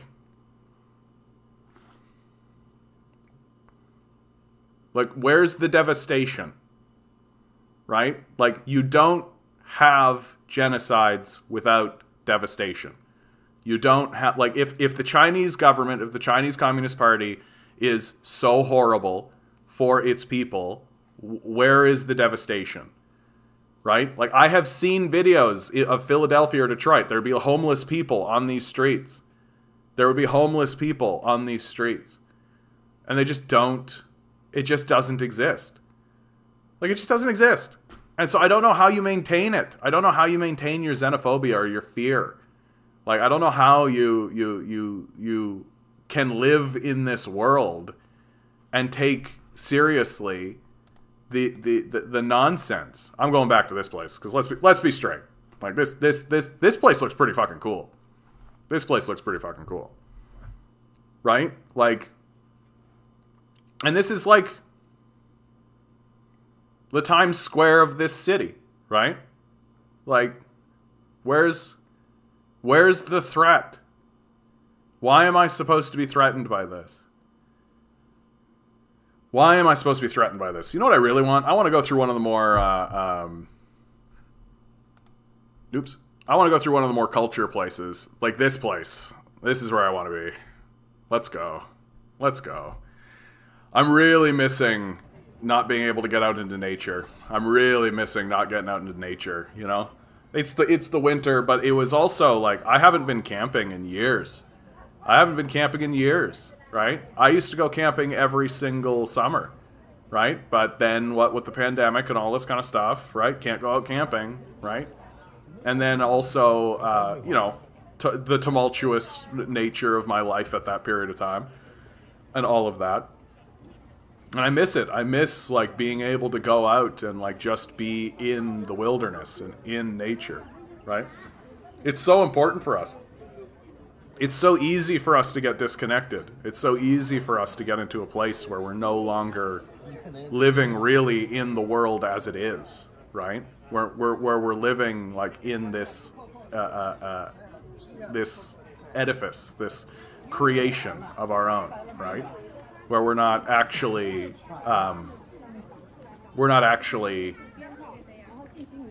living. We're not actually connected. We're completely disconnected. -9 Fahrenheit in Pittsburgh last night. Insanity. What's -9 Fahrenheit in Celsius? Minus 9. Minus 9. Oh, come on. Fahrenheit 2. Ooh, that's pretty good. Yeah, negative 22. Negative 22 is pretty cold for Pittsburgh, isn't it? Negative 22 is pretty fucking cold for Pittsburgh, isn't it? Let me get this out of here. Get better access to this. Like, Pittsburgh's not that far north, is it? I mean, you're kind of north, but like, yikes, negative 22, like negative 9 Fahrenheit, like that's pretty brutal, dude. Is that how normal is that? Like, is that fairly regular? Like, do you guys hit that cold? Because when I think of like that's right in parallel with New York. Like, when I think about New York, I'm like, you know, I sort of think like negative 10 degrees Celsius is about as cold as it's going to get. Like, negative 22 is pretty aggressive. Oh, yeah. I feel like I'm waiting to live. Isn't that the thing, man? Isn't that the thing, Major? Right? That's especially present these days, right? Good to see you, Isaac. We can't stand another non-white countries being successful. Yeah, it hurts when we were sinking in the mire in the West. Well, and even if we weren't, right? Even if we had just kind of plateaued and we were just sort of at a peak and we were just sort of going across like that, right? Like, it just seems like, yeah, I think you're right. Like, we just can't tolerate another country, especially a non-white one, that's doing well for itself, right? And I think the thing that especially frustrates the West is that everyone sort of assumed when Deng opened up the markets to capitalist investment, everyone assumed that meant China was going to play ball with things like the World Bank, with the IMF, with the international banking conglomerate and the international banking communities, right? Everyone just kind of assumed that China was gonna step in line and play the game according to the rules set out by the Westerners. But turns out, suckers, that China plays its own game. China is a 4,000-year-old civilization. Like, all your stupid institutions and all your dumb shit are little baby things to them, right? That the only reason they opened up their markets to capitalist investment in the first place is because they didn't really have an alternative. That the alternative was kind of just keep grinding away at what they were doing, right? But instead of that, they used their 100-year plan, their 5-year plans that everybody's supposed to be fucking scared of, in order to create the idea that we'll let capital come into the society, right? Let some people get rich first, but we'll work really hard to make sure that capital does not corrupt the political apparatus, which they've done, which they're doing constantly. We just read an article on that. And in fact, we'll also redistribute wealth as we go, and see like where the aberrations begin to occur because of this influx of capital, and steadily over time, the capitalists will disappear, but their wealth will not. Right? Like it worked. It was a gambit, and it worked. Right? And it worked because of the strength of the ruling party and the ruling class in China, that they decided to make it work, and because we Westerners don't have a concept of like, oh, these guys are all going to work together, right? We just don't have that concept here in the West, that the ruling class in the country of China actually operates as a unit and it works together to facilitate collective goals, right? Just doesn't exist in the West, this concept, right? Like, listen to the way the rulers talk about it. They say things like, competition, right, breeds innovation. Literally, like, let's fight amongst one another, and that will somehow move the society forward, right? And if that's your prevailing ideology, then when somebody's actually walking around being like, no, we work together to facilitate goals, right? Then that seems incoherent. And can you even see that that is what is happening when it's happening. If your core belief system is we need to antagonize each other for victory, let's crab in the bucket to victory. The way to get out of this bucket is to pull everybody else down, right? Like, that's the ideology of the West, right? The way to move forward with goals is to prevent other people from succeeding. Like, that's what that means. And yeah, collaboration is the birthplace of innovation. Absolutely. Working together to forward collective goals. What do we want to achieve? Right? What do we want to achieve? So in the case of like China, what do we want to achieve? We want to eradicate poverty, right? We want to make sure that everybody has a decent living standard, that everyone has a home, that those homes are in good repair, that everybody has something meaningful that they can contribute to, that they can work towards, right? That everyone can do these things, right? And then they set that, and then they ask themselves, how do we facilitate this? How do we achieve this? And China has run experiments. Like, my favorite thing to observe, and this was Mark Blythe that observed this, right? China has a population of 1.6 billion people. Some of the blocks, like some of the city blocks that these guys have the same amount of population as entire cities do here in the West. And so if you want to run economic simulations, if you want to run economic strategies, you can just literally pick a block in a city and run the simulation, like run the idea, and do that for 5 years, 5-year plan, and then take a look at it and ask some serious questions and be like, was this successful? Did it work? And sometimes the answer is no, right? But because you did it in such a small localized area that was so densely populated, right? Sure, you're going to piss off those groups of people, but you can turn around and rectify that, right? And reconstitute it. Yeah, this is a great looking place. I love the cultural stuff. Like going into like the cultural stuff. Like I honestly am of the opinion, like all the lights and the Times Square kind of stuff, I find it to be a bit gaudy, a bit garish, honestly. Like, and I do think that the Chinese people themselves will eventually come to a point where they're like, this is Western influence. Like this is just kind of gaudy and garish. And there likely will be like a return to our roots kind of movement. And this tends to happen. Like, I'm not saying this because they should, and what they're doing, what's happening is awful, and all this. I'm just. It's usually the case that cultures will go through periods of foreign influence, changing their culture in a way, and then they'll go back and either, and some of that foreign influence will become amalgamated, right? It'll stay, but a good deal of it will be pushed away, and then the old culture will come out again, and it's like breathing. It's like the foreign influence comes in and it comes out. Pandemic restrictions prevent camping. Yep, big time. Yeah, we weren't allowed to go to campsites, stuff like that. Which I don't know. I was always a bit like, seems a bit much. But once you realize that like lots and lots of these campsites basically just turn into like party places, yeah, let's get. Sure, me and my buddy are going to go camping with another group. And there's another group of people, another pair, and another pair, and another pair. And before you know it, you've got 40 people, right? Like, I get why they did it. It's still annoying. I still miss nature. A great, great deal. And like, how can you look at this and think anything other than just like, look at the people. Just people being people, and people just chilling out in the world and like living their life and trying to do their best. Like here's I've seen this here in the West over and over. Like you go to some kind of festival or cultural event, there's someone doing this stuff.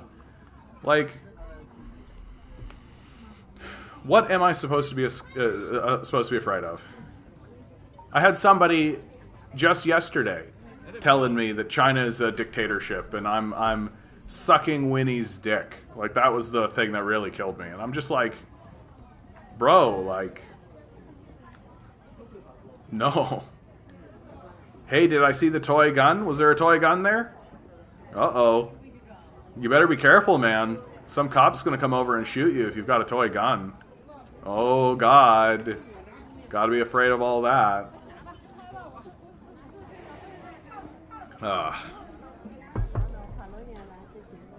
This is a weird stream. This one. I'm just gonna say it. I'm gonna admit it outright. Like, I didn't find any news. All the news is just overwhelmed with, like, all of the regular nonsense and the bullshit that's happening. For maybe the first time in my whole career doing this, I actually do feel like I've run out of things to talk about. Can you believe it, guys? Can you believe it?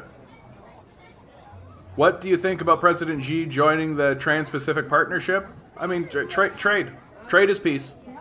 Trade is peace. That's as simple as that. Propaganda Live. How you doing, bud? Don't think I've seen you in a while. Good to see you. Like, the Trans-Pacific Partnership itself is a big problem for the West. Not the wealthy in the West, of course. Right? And, well, Dan Boxes, if it's fine with you, bud, then it's fine with me. Like, from the Western perspective, the problem with the Trans-Pacific Partnership is that it essentially cedes... No, I agree. Like, don't get me wrong. And that's exactly what I'm about to talk about. The Trans-Pacific Partnership, from the Western perspective, is a disaster for its own people, because it does mean that big corporate entities get to sue national governments. So, for example, if Canada wanted to pass legislation in order to actually ameliorate climate change, well, because of the Trans-Pacific Partnership, the corporations that are being affected by that legislation could turn around and sue the Canadian government, and that these decisions wouldn't be made by elected officials. They would be made by appointed corporate figures outside of the realm of the Canadian government, right? So it's an unelected government is what it really amounts to. And it's the same thing that happened with NATO. Like, NATO has a very... Sorry, not NATO, NAFTA. NAFTA has a very similar sort of a thing, and that's the reason why it was a disaster. And so it's a continuation. Yeah, absolutely propaganda. You're completely on the money. It sucks for the public space. It's the further merger of corporations and government. It's also a way to normalize a lot of American cultural practices. So you think like copyright law, for example, like copyright law. So the Americans, they have a copyright law that I consider to be outrageous. Like the 80-year copyright laws is a bit insane. Milo agrees. Milo agrees, don't you, buddy? Yeah, it's insane. And so they're trying to take that legislation and trying to make it official. Like, you want to be part of this trade partnership, then you have to agree to this idea, et cetera, on and on and on. But the reason why this trade partnership is so bad for the West is because none of that money actually trickles into the populace, right? It's all collected by the wealthy at the top.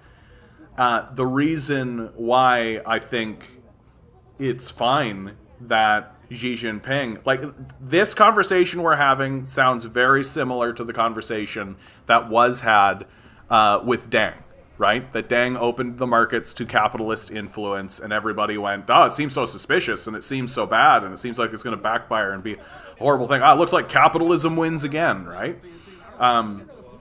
But, like, Xi Jinping is doing a similar thing. He's looking out for the interests of his own people, trying to get connected to trade organizations so that he can have larger inroads in more clean ways.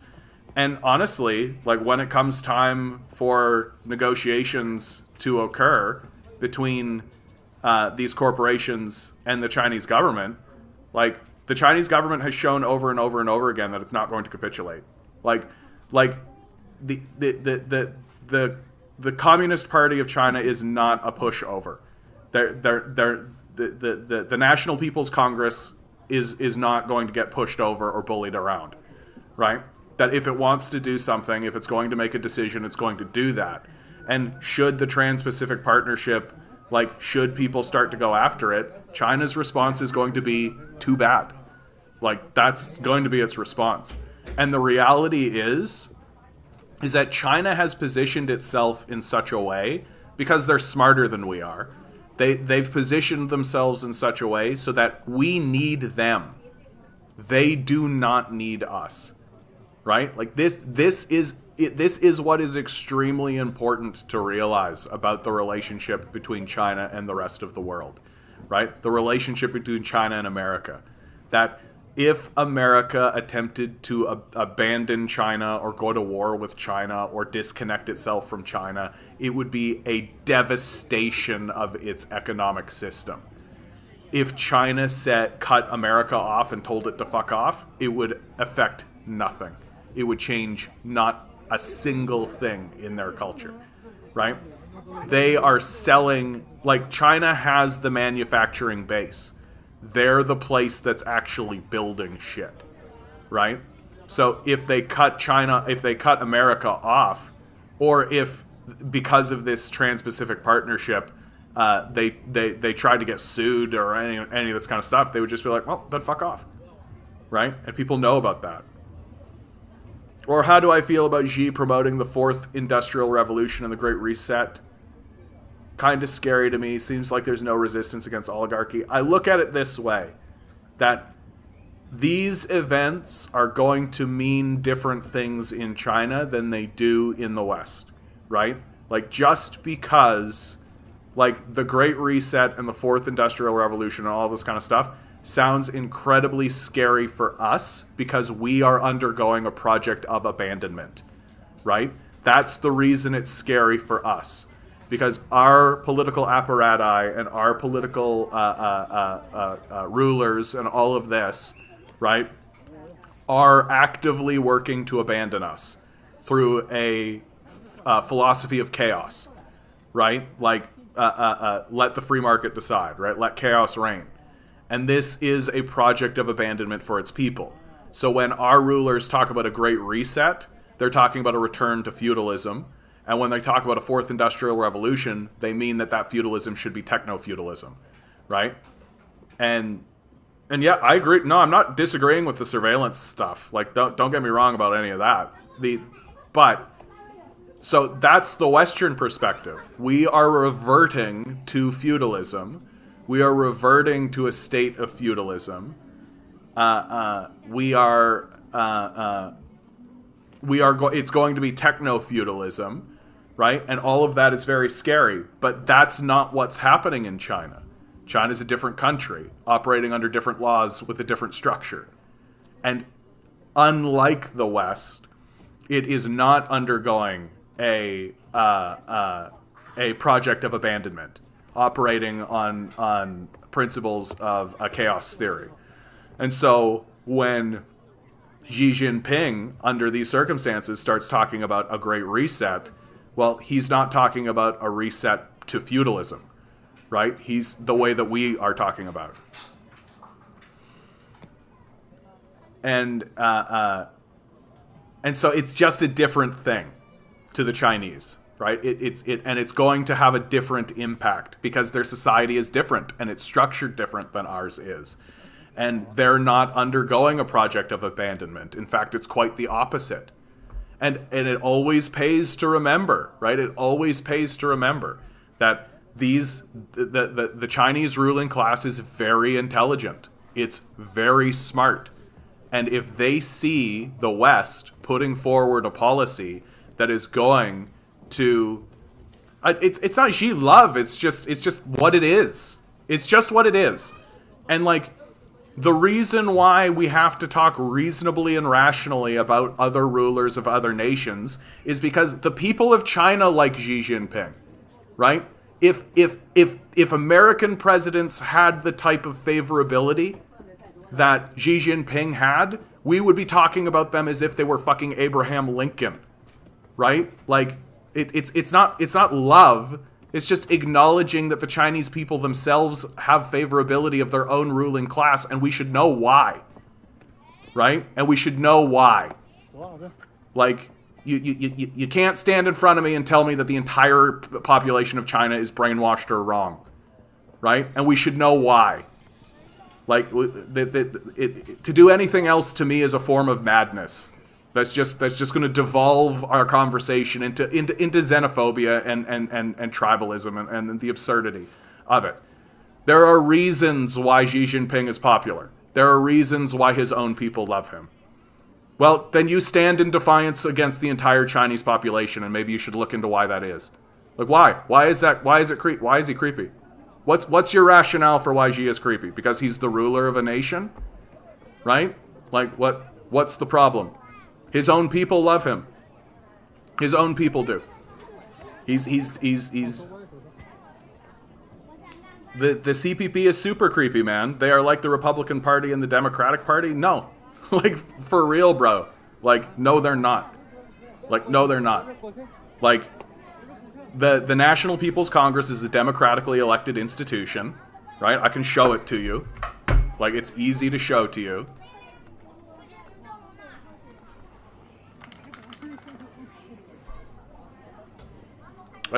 I literally have the Harvard Gazette's own poll, and Xi Jinping is not a neoliberal, bro. Like, straight up. Like, that's just inaccurate. Like, that's just wrong. Like, here's the Harvard Gazette, right? I can put it right in here for you, right? I really do get to a point with people where I like Xi has connection to the IMF. You mean Xi talks to the IMF? Like, I'm sorry, bud. Like, he's the ruler of the second or first largest economy in the world. You're telling me that we shouldn't talk to international communities? Like, is that literally the conversation that I'm having right now? Is that we shouldn't actually engage or talk with the world? We should remain in isolation? Is that what we're actually talking about? Like, don't get me wrong. Like, the IMF is not a good organization. Like, I don't agree with it, what it stands for, or what it does in the world. But the idea that, like, the ruling class of China should simply not talk to it is crazy. Like, that's crazy to say. Like, you have to deal with things as they are, right? You have to deal with things as they are. And if you are in a world where the predominant ruling structure is this capitalist structure that's erected the World Bank and the IMF and all of these things, well, there it is. You can't not have these things. They exist, whether you like them or not. And so your options literally are: do not engage with them, or engage with them. And I think that if you are choosing do not engage with them, you're crazy. You're just ceding territory. You're just saying to the world, the Americans run this place, the IMF is the god. Like, so you can never affect it, you can never change it, you can never use it for your benefit, you can never actually do anything except remain cloistered in your own borders. And it doesn't work. It simply doesn't work.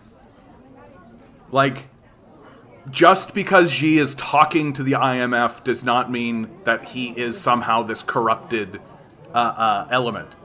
And I mean, like, what, and again, the people of China like Xi Jinping. They like their government. This is a Harvard study that was in China for over 15 years. And not only did they see that the Chinese people had a favorable view of their government, the view of their government improved over time, right? And this is the structure of it. People go in and they vote for the Congress. Here, the red is the communists. Here's the other parties. Brown is the independents, right? And then those groups vote in a smaller ruling class, as you could see, right? And these guys are more responsible for the more specific policy making and all of this, the 5-year plan and all of this, because this is a bit unwieldy, right? And they literally are training their people, and they're literally trying to get more and more people involved in the idea of a socialist project, right? And they're also trying to find a way to ensure that the system doesn't get corrupted internally, right? It's an enormous project that they're undergoing, It's an enormous thing that they're doing. And Xi Jinping rises through the ranks of this system, right? And has the support of this Congress, which itself is elected by the Chinese people. So I just do not buy into this idea. And it's not love. It's not me being like, I mean, I love humans and I love humanity. I'm obviously showing humanity. But it's not because I'm like wanking Xi Jinping or something. It's just acknowledging the reality of what's going on in the world. Without having these sort of like glasses of like, why am I supposed to hate these people? I can't possibly understand why anyone would look at a people who love and respect their own country and their own culture and their own ruling class and who are favorable of it and are happy about how things are going. And I don't know why I'm supposed to look at that and think that it's scary or suspicious or weird. And the only reason I can come up with is because we have been so conditioned to accept the system of abandonment that exists in our own culture that we simply cannot imagine a culture that doesn't have it. China does not have the culture of abandonment. It doesn't exist in China. The opposite is happening. It's obvious. Maybe we should deal with our own shit and actually say, hey, can we not exist in a culture of abandonment, please? Hey, can maybe we live in a society that actually clothes and feeds and shelters everybody? Hey, can we maybe live in a society that actually wants to collectively work towards collective goals? Right? No?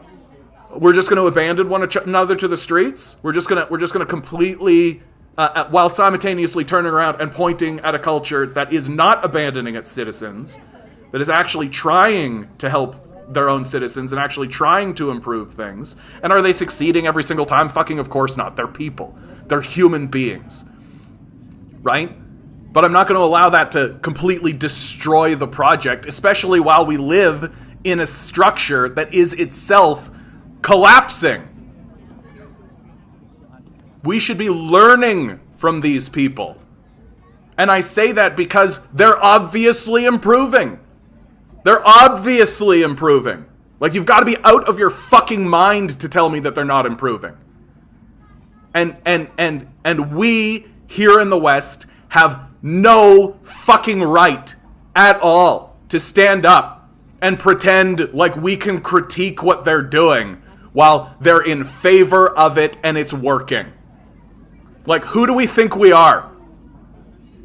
Who, like, really? Like, where is it coming from? This arrogant position that we think we have the right to critique a country that is improving the lives of its citizens and everyone there is happy about it. Who do we think we fucking are?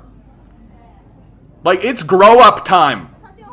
Like, it's fucking grow up time. We've got serious shit happening in this country. We are going to experience a spike in homelessness that hasn't been seen since the Great Depression. And that will be the fuel that propels the revolution forward. And while that shit's going on, we look over at China because they're talking to the IMF and being like, oh, well, looks like he's a fucking neoliberal. Get fucking bent. Get bent. Infrared, how you doing, bud? China is based. I mean, China's working on it, man. They're working on it. Time will tell. Time will tell. Like, they're working really hard to try to not fall for the same trap the Soviet Union fell for. Right? They're trying real hard. We'll see. We'll see. No guarantee of its success. That's the thing. Like, that's the commentary that we should be having. That they are working really hard to try to ensure that the corruption doesn't overwhelm the political ruling class like it did in the Soviet Union, right? And it has in the West. Canadian communism is rising. I hope so, bud. I hope so. We need something. Like, we need something. Like, we can't just keep doing this. Like, we can't just keep doing this. Whoa!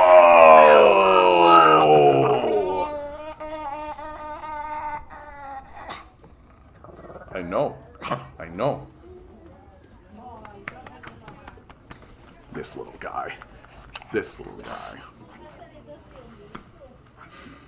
And I mean, at this point, it has to. It has to get worse, Harry. Like, that's the thing. Even if our political ruling class was actually standing up and working in order to actually prevent any of this, that's obviously like, there's the fucking comet, guys. We can see it. It's fucking coming, right? And like, if we don't actually do, if we were trying to do something about it right now, if we were literally trying to do something about it right now, we would still get hit with it. Because that's the way momentum works, right? That's the way cultural momentum works. So the fact that we're not doing anything about it, right? The rising price of homes, the rising price of everything, right? Like the rising cost, the lowering wages, inflation, all of this stuff. The wages don't pay the rent, right? The wages don't pay the rent. This is like Karl Marx 101, right? That capitalism eventually suppresses wages and raises rent so much that the wages no longer pay the rent and the whole thing stops working, right? And like, we're seeing it happen. It's obviously happening. And more importantly, no one, not one single politician, is doing anything to prevent it. Anything. Like, you can go down to like a municipal level and find some municipal person who's like, we should do a basic income pilot project, right? You can find that kind of activity going on. But like, even if we manage to push forward with that, even if, we're still going to experience a massive spike in homelessness. And it's going to be fucking brutal. Like, it's going to be fucking brutal what happens. And like, I've said it before, I'll say it again. The engine, the fuel of the revolution here in North America will be because of this spike in homelessness. That the wages will no longer pay the rent. And people will be thrown into the streets. Like, and it has to go that way. It's designed to go that way. I was looking at a wealth report a couple of years ago, and the figure showed that they were able to increase the wealth for the poor who make less than 10K. Yeah. Like, China is so dedicated to this idea of poverty eradication that they set a bar and then they cleared that bar and they thought to themselves, you know what, not good enough, and so they raised the bar. Like, they're committed to it, and it's working. And it's, you know, it's effective because the capitalists are trying to claim it as a victory for themselves, right? How many times have I heard, like, well, capitalism is the force that eradicates poverty. It certainly has nothing to do with the Chinese Communist Party, right? Certainly has nothing to do with the redistribution. Certainly has nothing to do with creating economic situations for their own people, right?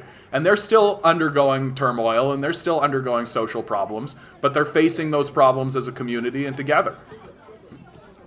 Like, that's not what we are up to. There are like 6% of their population who no longer make less than 10% of their population, and only 20% make less than 10K a year, but the West was able to increase their population by a couple points. Yeah. Well, thank you, Infrared. I appreciate that, bud.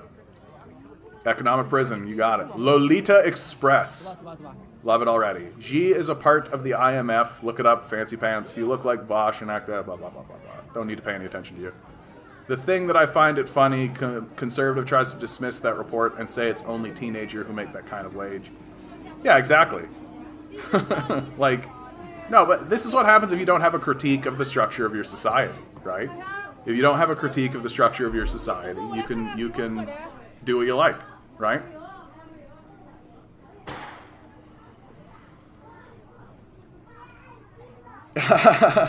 See, this is interesting because we've got two views in the chat, and I don't agree with either of them. Right? We've got Xi is not a good person, and then backed right behind that, Xi is God level. His level is near 9,000. He's over 9,000. Dan, how you doing, bud? Good to see you, bud. Xi Jinping is a human being. He is a person. He is exactly as you are. That's very important to remember. That's very important to focus on. It's very important to put it into your brain and into your mindset and into the way you view the world. Xi Jinping is a human being.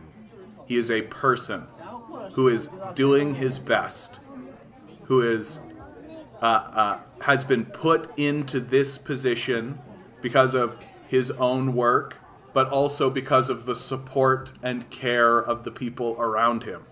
He is an aspect of his community. He is not a powerful god whose level is near 9,000. He is not a bad person. He is a human being who is here at this point in time in order to facilitate the passing of his culture through time. That's really what he is. And a critique of Xi Jinping that doesn't really odd that I'm getting bombarded now here with this Xi as a part of the IMF. Okay, should he not be? Like, so? Like, sorry guys. Like, sorry that the leader of a country needs to involve himself in global politics. Sorry. Like, that really is all that needs to be said about it. Like, if you think he shouldn't be, I think you're nuts. Like, I really do. Like, I think you're nuts.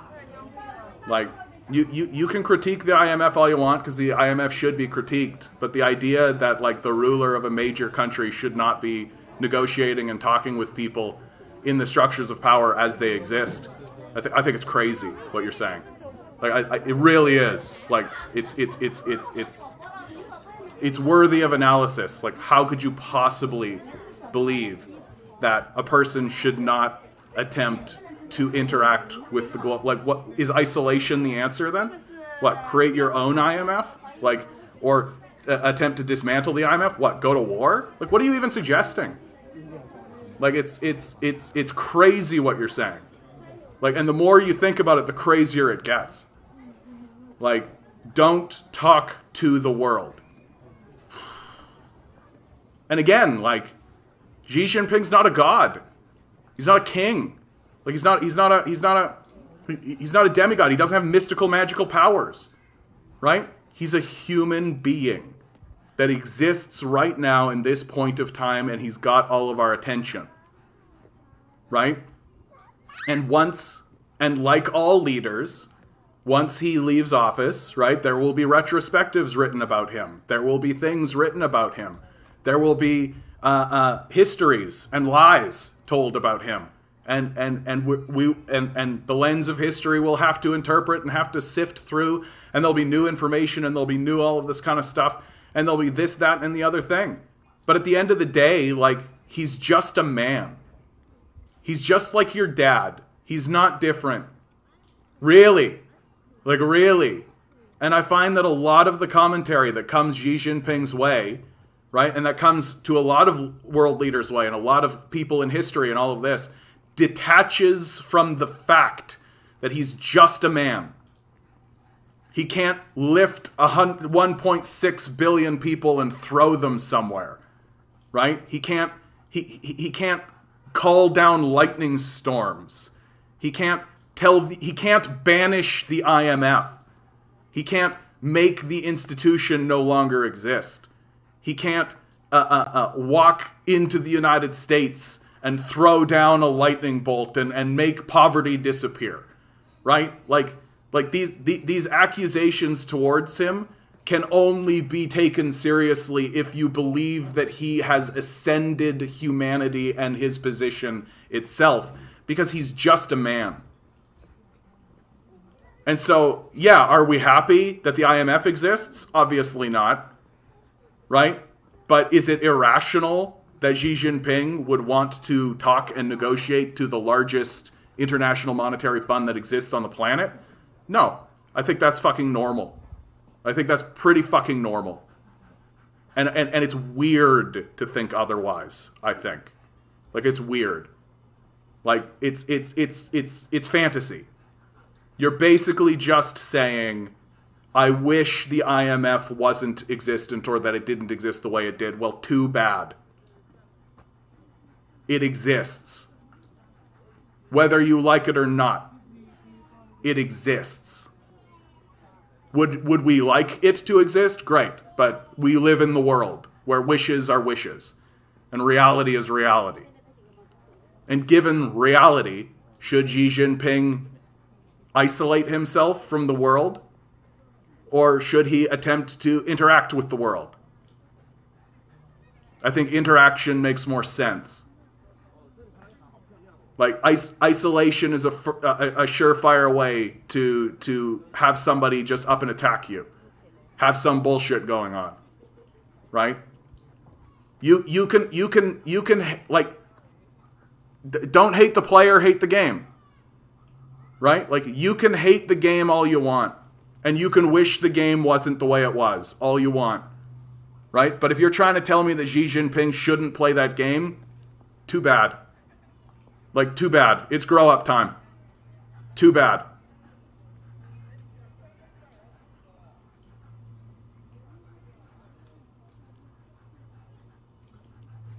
Yeah, I'm wondering if I have economic crashes because I'm wondering if they have economic crashes because they have allowed a regulated capital. Yeah, that's exactly right, Loaf. It's the same depth of analysis as Orange Man bad. Yeah, like it's and it's not really fair. And honestly, I find that a lot of analysis, you want to get into Donald Trump, I think the same way of him. He's just a man, right? He's a man who's a product of his environment and his community and his surroundings, right? Like, and he's just a man, right? He's a selfish, arrogant, narcissistic capitalist, right? But he's a man. He's not a god king. He's got no magic powers. He's not mystical, right? He's just a man. And once you connect into that understanding and start seeing these figures for what they are, which is your equals, by the way, your peers, right? You are exactly as valid as someone like Donald Trump, or someone like Xi Jinping, or someone like Obama, or someone like Bill Gates, or Musk, or any of this. You are exactly as valid, precisely as valid. And the fears and anxieties and the emotions and all of those things that you have, they have, right? And wealth has certainly corrupted them to major degrees. They've lost the capacity for empathy, for example, right? Which is observable and obvious. But they're still human. Like, they're not something else. And I find that, especially in the critique of Donald Trump that happens in the West, there's this sort of desire to externalize him, to create it like, no, he is not a human. I am nothing like Donald Trump. And I'm going to tell you, if you were born into the circumstances that Donald Trump was born into, you would be exactly like Donald Trump. Exactly like Donald Trump. Right? And then we can start getting into the conversation of unconditional love. Here we get into the religious conversation, certainly. The more difficult conversation of unconditional love, and what does it mean to love humanity unconditionally? And what does it mean to actually accept it, warts and all? In the same way that we can look at a child who's struggling with standing up and not think, oh, what an idiot.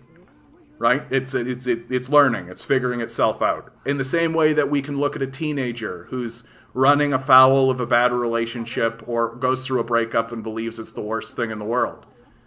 Right? Well, we don't reject them.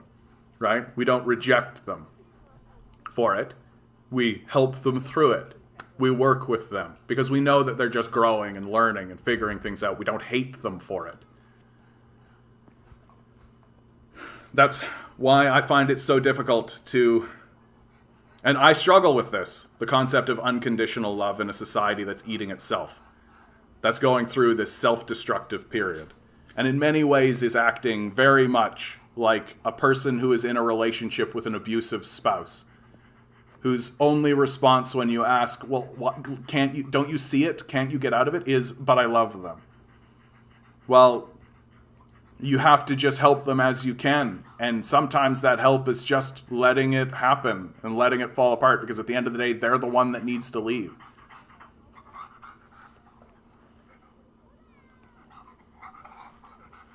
You want down, buddy? I know.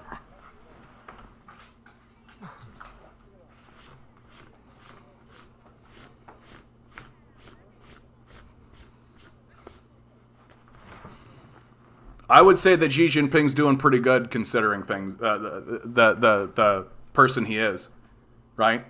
I'd say things are going pretty well.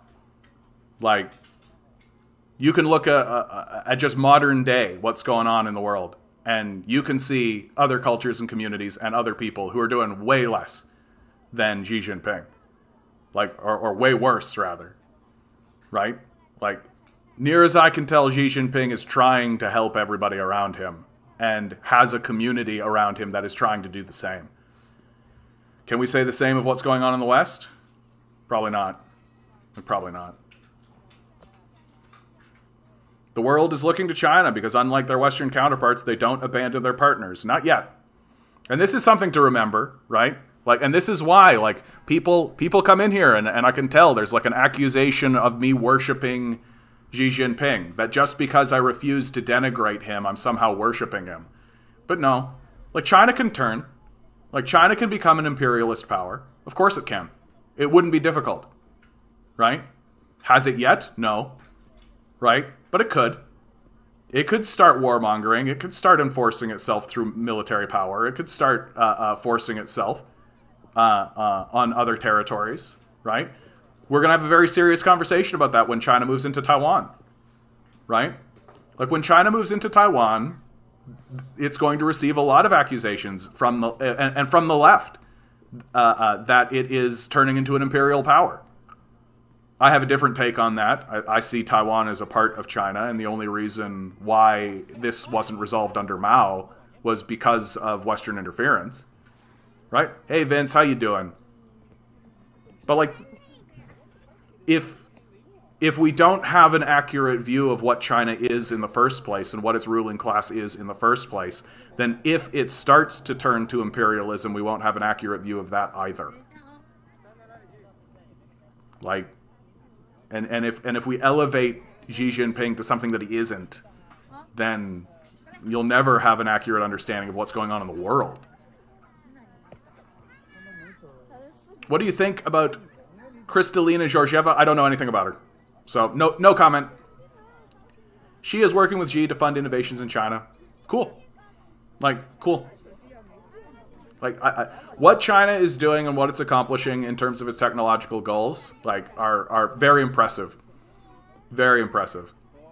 Yeah, China never ceded Taiwan. Taiwan never declared its independence. In fact, you should make the argument that the conflict between mainland China and Taiwan was never resolved. That it's been ongoing this whole time, and the only reason it was never resolved is because of Western interference. Like, very, and that's very clear cut. Like, lots of bad faith actors popped up here in the last 30 minutes. Yeah. Well, and hold on though, I don't think they're bad faith actors. Let's be really clear. Like, a bad faith actor is a person who comes into the conversation specifically in order to muddy it, specifically to create dissent, to create division, and to make action impossible. That to me is the definition of a bad faith actor. That you're making action. The goal of a bad faith actor is not to resolve something and move forward in action collectively. It's in order to prevent action at all. That's the bad faith, right? That's what makes something bad faith. I would say that these people came in here and I think they believed what they meant, and seems to me like they probably came in from another place together. So, I mean, I'm fine with having my position challenged. It looks like that position was challenged, and it looks like those people have been silenced. So, I'm more or less fine with that. And I don't think that they're doing that in bad faith. We're all learning. We're all figuring it out. We're all growing and coming together. That's really what it is. So, I never want to turn into one of these people who is saying, like, anybody who contradicts me is a bad faith actor. And if they were bad faith actors, they'd still be talking to me, right? They'd still be debating me. They'd still be trying to convince me. But they're not. Jefferson Airplane, White Rabbit is a great song. How you doing, Vince? You had a couple of drinks? You doing okay? Honduras is officially left. Go, Gianmarco. Go. Yeah, Gianmarco Castro for a win. Yeah, couple of goals. What? Yeah. Just JC, I'm a troll remover. I'm a troll remover. Speaking of bad faith, Jackson Hinkle went on Brianna Joy Gray's podcast, Bad Faith, talked about stuff. Good for him. See, this is what I'm talking about. The Sam Cedar was gonna propel him forward, right? That he's still a young man, right? He's still a young man, but he's got a lot of spice on him, and you can see. And I have some questions. I would love to talk to him and ask him about, because he calls himself an American patriot, which puts him in Nazgul territory, and to me that's incoherent. Like I don't see what that's about. I don't see. I see that as kind of contradictory. So I would be curious to talk to him about that. My only thing for him, because Just JC really pushed me to actually watch it, and it basically went the way I thought it would. Hinkle needs to get into a place where he isn't actively antagonizing and digging at people. That's really what it is. Like he showed Sam Cedar a lot of disrespect in that, and Sam Cedar deserves respect. Like he's worked very hard to get to the position that he's in, and I also feel like it was a bit of a squandered opportunity for Hinkle. Right, the only question that I think anyone on the left should be asking a man like Sam Cedar is when can we get to a point where revolution is acceptable? That's the question that I would like someone like Sam Cedar to weigh in on. If I was ever on Sam Cedar's show, that's the only question I would ever ask him. And I would ask him genuinely. I wouldn't be trying to gotcha. I wouldn't be trying to push at him or trying to discredit him or throw him over the board or something like this. I definitely would ask Sam Cedar straightforwardly, what is your opinion on revolution? When do you see it as acceptable to overthrow the structure, to overthrow the apparatus? Because if you engage Cedar, as Jackson did, on the issue of electoral politics, Sam Cedar is going to be very deft. Like his position is very clear that if you're a progressive, and you should be supporting the progressive voices within the electoral system, right? And I don't think that's unreasonable. But that's just it. If he says, I don't care, right? If Sam would just say, I don't care, then you can say, oh, well, then you're part of the problem, aren't you, Sam? Right? That you are the beneficiary of a system of which the outcome is not relevant to you, right? And then you can really start getting into the serious conversation about like, so the nature of your channel isn't actually to foment any kind of political change and to actually move your country forward, right? It's that you care more about your business than you care about the movement. And it's not that I'm biased towards Cedar. Like, look, I think that they are who they are, right? Jackson Hinkle is an inexperienced young man, right? Which I think was clear in that interview. It was fairly clear. He was an inexperienced young man. And Sam Cedar is an older, more experienced, media savvy, like pre-internet media commentator, right? I think that interview mattered a lot more to Jackson Hinkle than it mattered to Sam Cedar. I think Sam Cedar is going to move on from that and forget about it. I think Sam Cedar's already forgotten about it. Like, it's not going to weigh on him. It's not going to be in his mind. Jackson Hinkle attempted to assail his position and did so unsuccessfully. And Sam Cedar will forget about it. It mattered way more to Jackson Hinkle, and it as it should. Like it was a pretty big hallmark moment for him, right? A pretty big moment on his position, but exposed him for what? Like nothing Sam Cedar said in that conversation was different from what he has always said. Like I didn't see the exposing, right? Like that's who Sam Cedar is. He's always been that way. It's not new, right? Like. Sam Cedar believes in the electoral system, and he believes that supporting progressive or people who claim to be progressive in that society is legitimate. Are we back? Come on. Are we here? It's looking like it's moving. Stream cut out. No, it's cut out. It says it's back. Are we back? Does that mean we're back? Someone say we're back. That'll make me feel a lot better if we say we're back. So someone say we're back for real. Like I'm. Okay. Thank you, Oddity. Thank you. Perfect. Jackson Hinkle is rising. That's for sure the truth.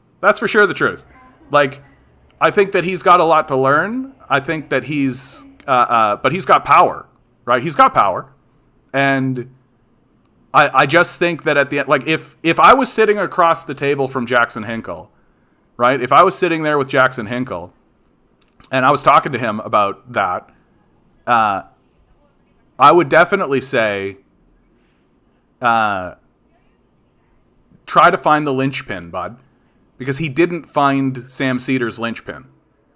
Good to see you, by the way. New perspective. I didn't say so before. Good to see you. Been a while, but been a while. Glad to see you in chat. Hinkle is my boy. Sam Cedar's linchpin is that he has invested in an electoral system that no longer functions. Right? Like, we can... Jackson Hinkle is sort of a rising star in the online community. He's a YouTuber. He's got about 25,000, maybe a little over that, subscribers. Seems to be shooting up. People are really attracted to him, and I think they're attracted to him for good reason. He's very energetic. He's very spicy. He's very passionate, and also like his leftist takes are not are pretty good. But I see him as young and evolving, and the Sam Cedar conversation really showed that to me in him, that he didn't really effectively assail Sam Cedar's position, and I feel like when you dig on someone, like go back and watch this interview, right? Go back and watch this conversation, right? How many times was Hinkle digging in and digging up, right? Well, when you do that, it weakens your position, right? And Sam Cedar never rose to it because he's the more poised of the two, right? And ultimately, the conversation was, we're just going to be ignoring the G conversation, guys. Don't even bother. Like we're getting regraded here, and that's fine. I've made my point. No. It's not that I love Sam Cedar. This is the same conversation with G. So let's have both of them. He's a man. He's just a person. Just like Hinkle, right? They're just a person. Like, these people are just people. They're just human beings attempting to make a go of it.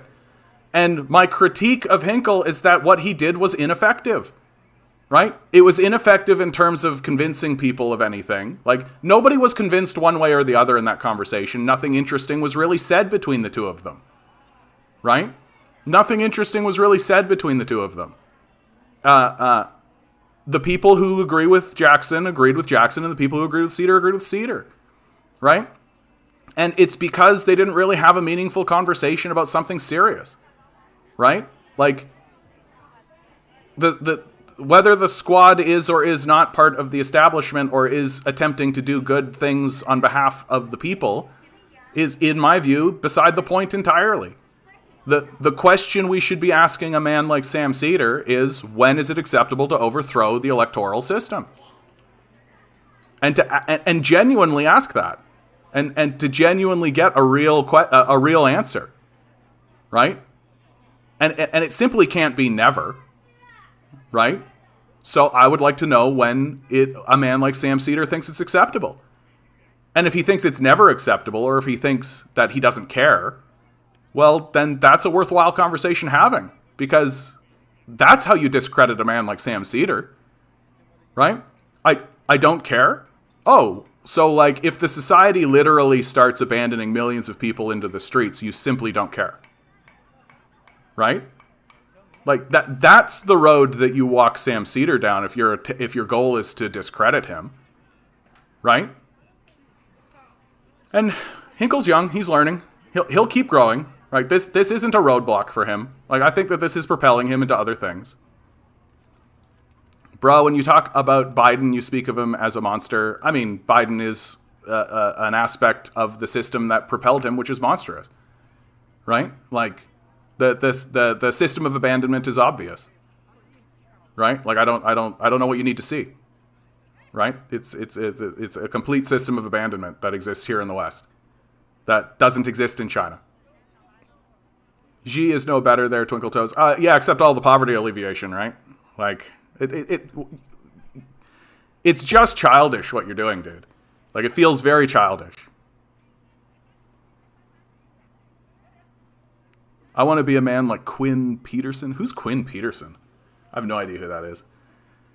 Anyway, guys, like, I think the big end point on all of this is just to remember that, like, these people are just people, right? And, like, a man like Joe Biden, for example.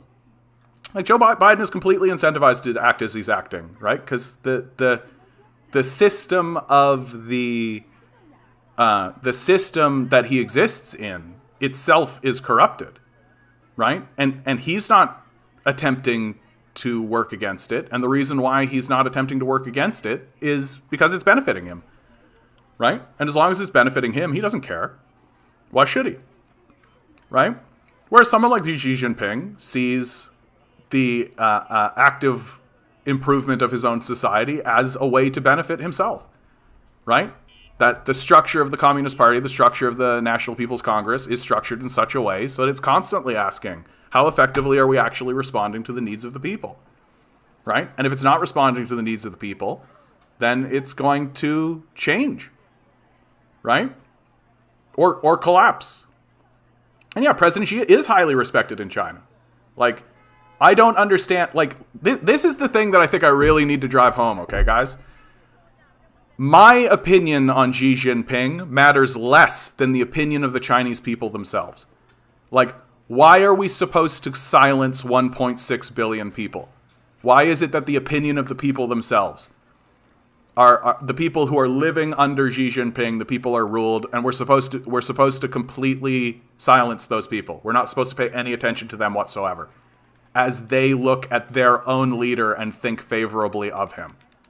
Like, that's the question that none of these people who are coming into this chat want to answer, right? Because fundamentally, like, I don't want to get accusatory, but I don't think that you're being... Yeah, of course, not all of China supports Xi, but again, here's the Harvard study, buddy. Like, I'm sorry to break your bubble here. I'm sorry to break it in, right? Harvard itself has done the studies. And of course it's not 100% of people, right? Of course it's not 100% of people. Like, you're never going to get that. It's never going to be the case that you're going to get 100% of people. And it's irrational to think otherwise. You're lying to your audience. I think we had a little blip there. I'm blipping a lot. I don't know what's going on. If the thing collapses, guys, I'm gonna call it a night. We're really, really close. So, hot chat tonight. Thanks, Oddity, bud. Thanks.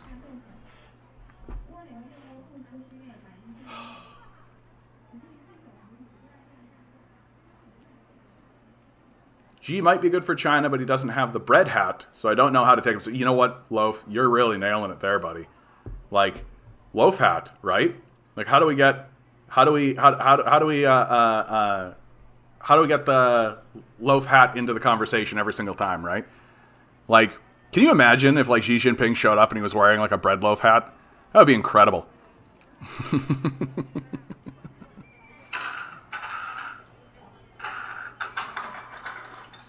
And, like, my love for China blurped the stream. Oh, man. Speaking of granting people magical powers, right? Speaking of granting people mystical and magical powers.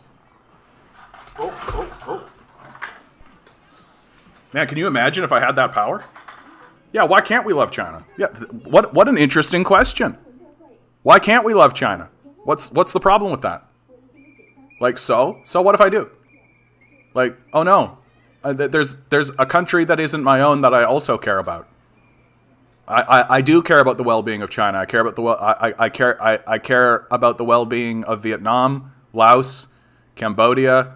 I care about the well-being of India. I care about the well-being of Kyrgyzstan. Right? I care about the well-being of Russia, Ukraine, the well-being of Germany, France, England. I care about the well-being of the African countries. I care about the well-being of the Middle East. Right? Why can't I? Please. Actually, here, Donald Trump, please tell me. I want your sincere response. Tell me why I should hate these places.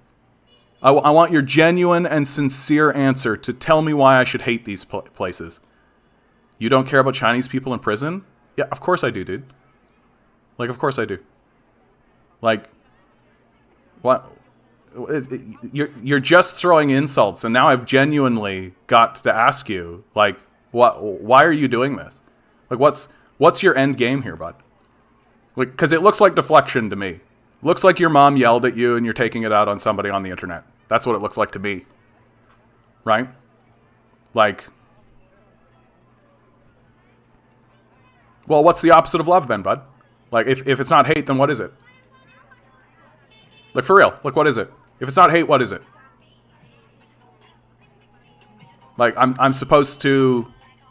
So, essentially what you are saying is that I am supposed to take the opinions of the Chinese people themselves, slide that aside, right? So forget about the people who are actually living in the country, living with the government, interacting with the government, actually existing in the country. Forget about all of that, right?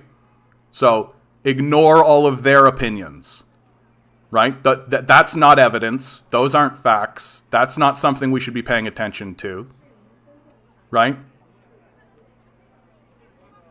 Yeah, okay, I'm talking to a kid. Okay, so, moving on.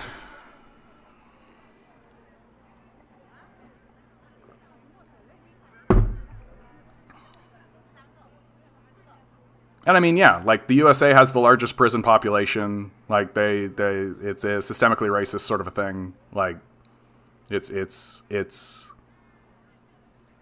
okay. Like, it's just yikes after yikes after yikes coming from this guy. Like, it's kind of amusing, actually. Right? Like I'm not saying hate, bruh. Like, you know what? Here's the problem, is that I haven't actually been reading the comments out loud. Right? Let's see what we have. What do we got? Your love for China blurped the stream. You don't care about Chinese people in prison. You don't care about Chinese workers. I'm not saying hate, bruh. LOL, bruh. Who said hate China? Oh, sorry, LOL, bud. It's called real analysis, and Xi is not China, fool. Yeah, he's just elected by the Chinese people. Yeah, that's right. It's called real analysis because because ignoring the Chinese people themselves is real analysis. It's real analysis when you ignore other people, right? When other people say what they think about their own government, their own country, and live in their own country, we should ignore that, right, bruh? That's called real analysis, bruh. Like, dude.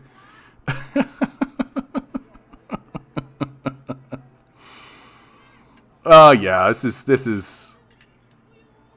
No, I mean, it's cartoonish, is all it is. That's all. Chinese working, do the manufacturing, vote for the party, offer their lives to the PLA. Yeah. Like, all of that's true. Like, it's, and I mean, of course, it's, if all you want to do is point at the negatives that exist in every society, you can do that if you want and pretend like you're not hating on them. But, okay. Chinese elections are perfect. No one makes that claim. Wolf Blister saying the DNC didn't cheat Bernie. No, the DNC did cheat Bernie. Right? Like, this is the difference between you and me, Donald Trump, which... Good name, bud. Like, the difference between you and me is that you have implicit bias. Like, you have decided that you don't like China. And my question is why? Why can't you just act or look at China the way that the Chinese citizens look at China? right? Which is with respect and fondly, for the most part, right? Like anytime we walk it, like for God's sakes, dude, like we're walking around in China right now. This is like one of the major cities in China. We're walking around it right now. Like what am I supposed to be afraid of exactly? Like what is it that I am supposed to be afraid of? Please tell me. Please tell me. Yeah, sorry, New Perspective. I'm sorry if this is triggering you, bud. I appreciate having you around, though, dude. I do. Like, I always value you being here, and you're fighting the good fight. And it's unfortunate that we have to deal with this, but, like, I don't want to ignore it. Like, I want to deal with this. I don't like the Chinese government, just like I don't like the Canadian government, boy. So, you just don't like government? Is that all it is? Like, you just don't like government? Like, because you don't like the Chinese government. Okay, well, the Chinese citizens like their government, for the most part, right? Like, anytime we poll them, anytime we ask them, they're favorable of our government. Or they're favorable of their government. So why does your opinion on China matter more than the Chinese citizens? That's the question. I would like you to answer that question. Why does your opinion of China matter more than the Chinese citizens' opinions? Kind of looks like the pollution I see in the US with consumer culture, etc., etc., etc. I mean, yeah, can't win, right? Can't win. Like, if I was showing the Xi Jinping, you'd be talking about the poverty, right? His channel is proper. Oh, his propaganda came back, right? So he came back with a throwaway channel to have this conversation about China. And, bro, I didn't say I didn't like the government. I don't like authority. You literally said I don't like the Chinese government. Like, I have eyes, bud. I can look at it. I don't like the Chinese government, just like I don't like the Canada government, boy. Bro, I didn't say I didn't like the government. Oh, I see what you're saying. No, my mistake. I retract. I didn't say I didn't like government. I don't like authoritarianism. Surveillance is bad. Prisons are bad. Okay, but answer the question then. Why does your opinion of the Chinese government matter more than the people who are living in the Chinese government and who are electing the officials in the Chinese government? Why does your opinion? You're right there, bud. I didn't ban you, bud. Okay. We're so you like this is a learning opportunity, guys. Like this is a learning opportunity for all of us. Right? You see what we're up against. You see the blockades in the roads, right? Again, why does your opinion of the Chinese government matter more than the opinion of the Chinese people? Because more or less the Chinese people are favorable of their government. And it's improving over time. That's not an answer, bud. Why does your opinion matter more than a Democratic voter? It actually doesn't. Like this is what I'm trying to drive towards you, dude. You seem to think you know more than the Chinese people, and I would like to know why. And it's a pretty pathetic deflection what you're doing here. That's all that is. It's just a deflection. Right? You're genuinely avoiding the question because you know what the answer is, bud. Like, but that's the problem, JC, right? Someone should care what he thinks, right? So here I am, caring. Why does your opinion matter more than the people who voted in Trudeau? Like, bud, like, it doesn't. You understand? Like, that's how it works. And if we get more people to surround the halls of power, because the largest voting bloc in the country are the people who don't vote because the system isn't supporting them. Why does your opinion matter more than... Like, you keep saying the same thing, and I keep telling you the same thing. My opinion doesn't matter more. I am equal to them. They are equal to me. Right? And we can critique what other people say and what other people do and how other people act, but it doesn't make us superior, right? Doesn't mean that we are better than they are, right? It just means we have a different way of looking. So what am I saying? I'm asking the question to you again. Why do you think your opinion of the Chinese government matters more than the Chinese people? Because you do. And I want to know why. Right, but your opinion countervails the opinion of the Chinese people themselves, who live in the system, right? And you're not really having an accurate critique of the community because you're not acknowledging that, right? And if you don't acknowledge that, then you can't really talk about them. And I haven't heard you say anything important or relevant about the Chinese people outside of China bad. What's that about? Like, what's the hate on for China? Like, you can have an opinion. I just want to know why it's not very well informed.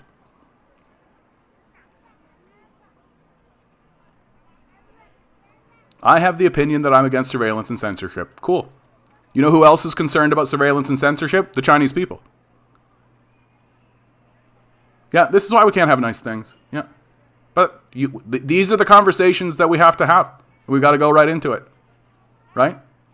Like, the Chinese people are concerned about surveillance and censorship. Of course they are. Right? I'm not talking about the Chinese people. You don't even know Kristalina Georgieva. Yeah, that name came up before on another dummy account of yours. And it's interesting that, like, you have to, like, change your accounts and all this. Like, what's with the dishonesty, dude? Like, it's so dishonest. Like, it's so dishonest what you're doing. Like, I don't understand why you feel the need to be dishonest in this way. Right? Like, why do you pretend to be other people? Like, that's what's odd. Like, you came in here before as infrared. You came in here before as propaganda, right? Like, what's... This is odd. Like, this is very odd, what you're doing.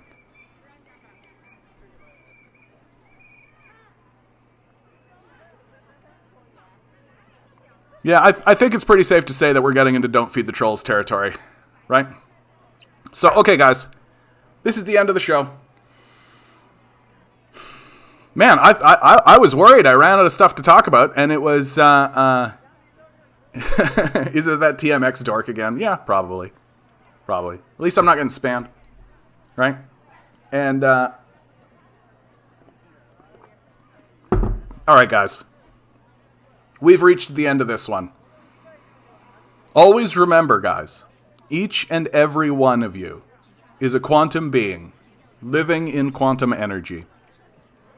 The billionaires are spending hundreds of billions of dollars to commodify you, to try to try to tell you that you're less than what you are. Don't let them. Rebel. Revolt. Repent. Good luck. We're going to need it.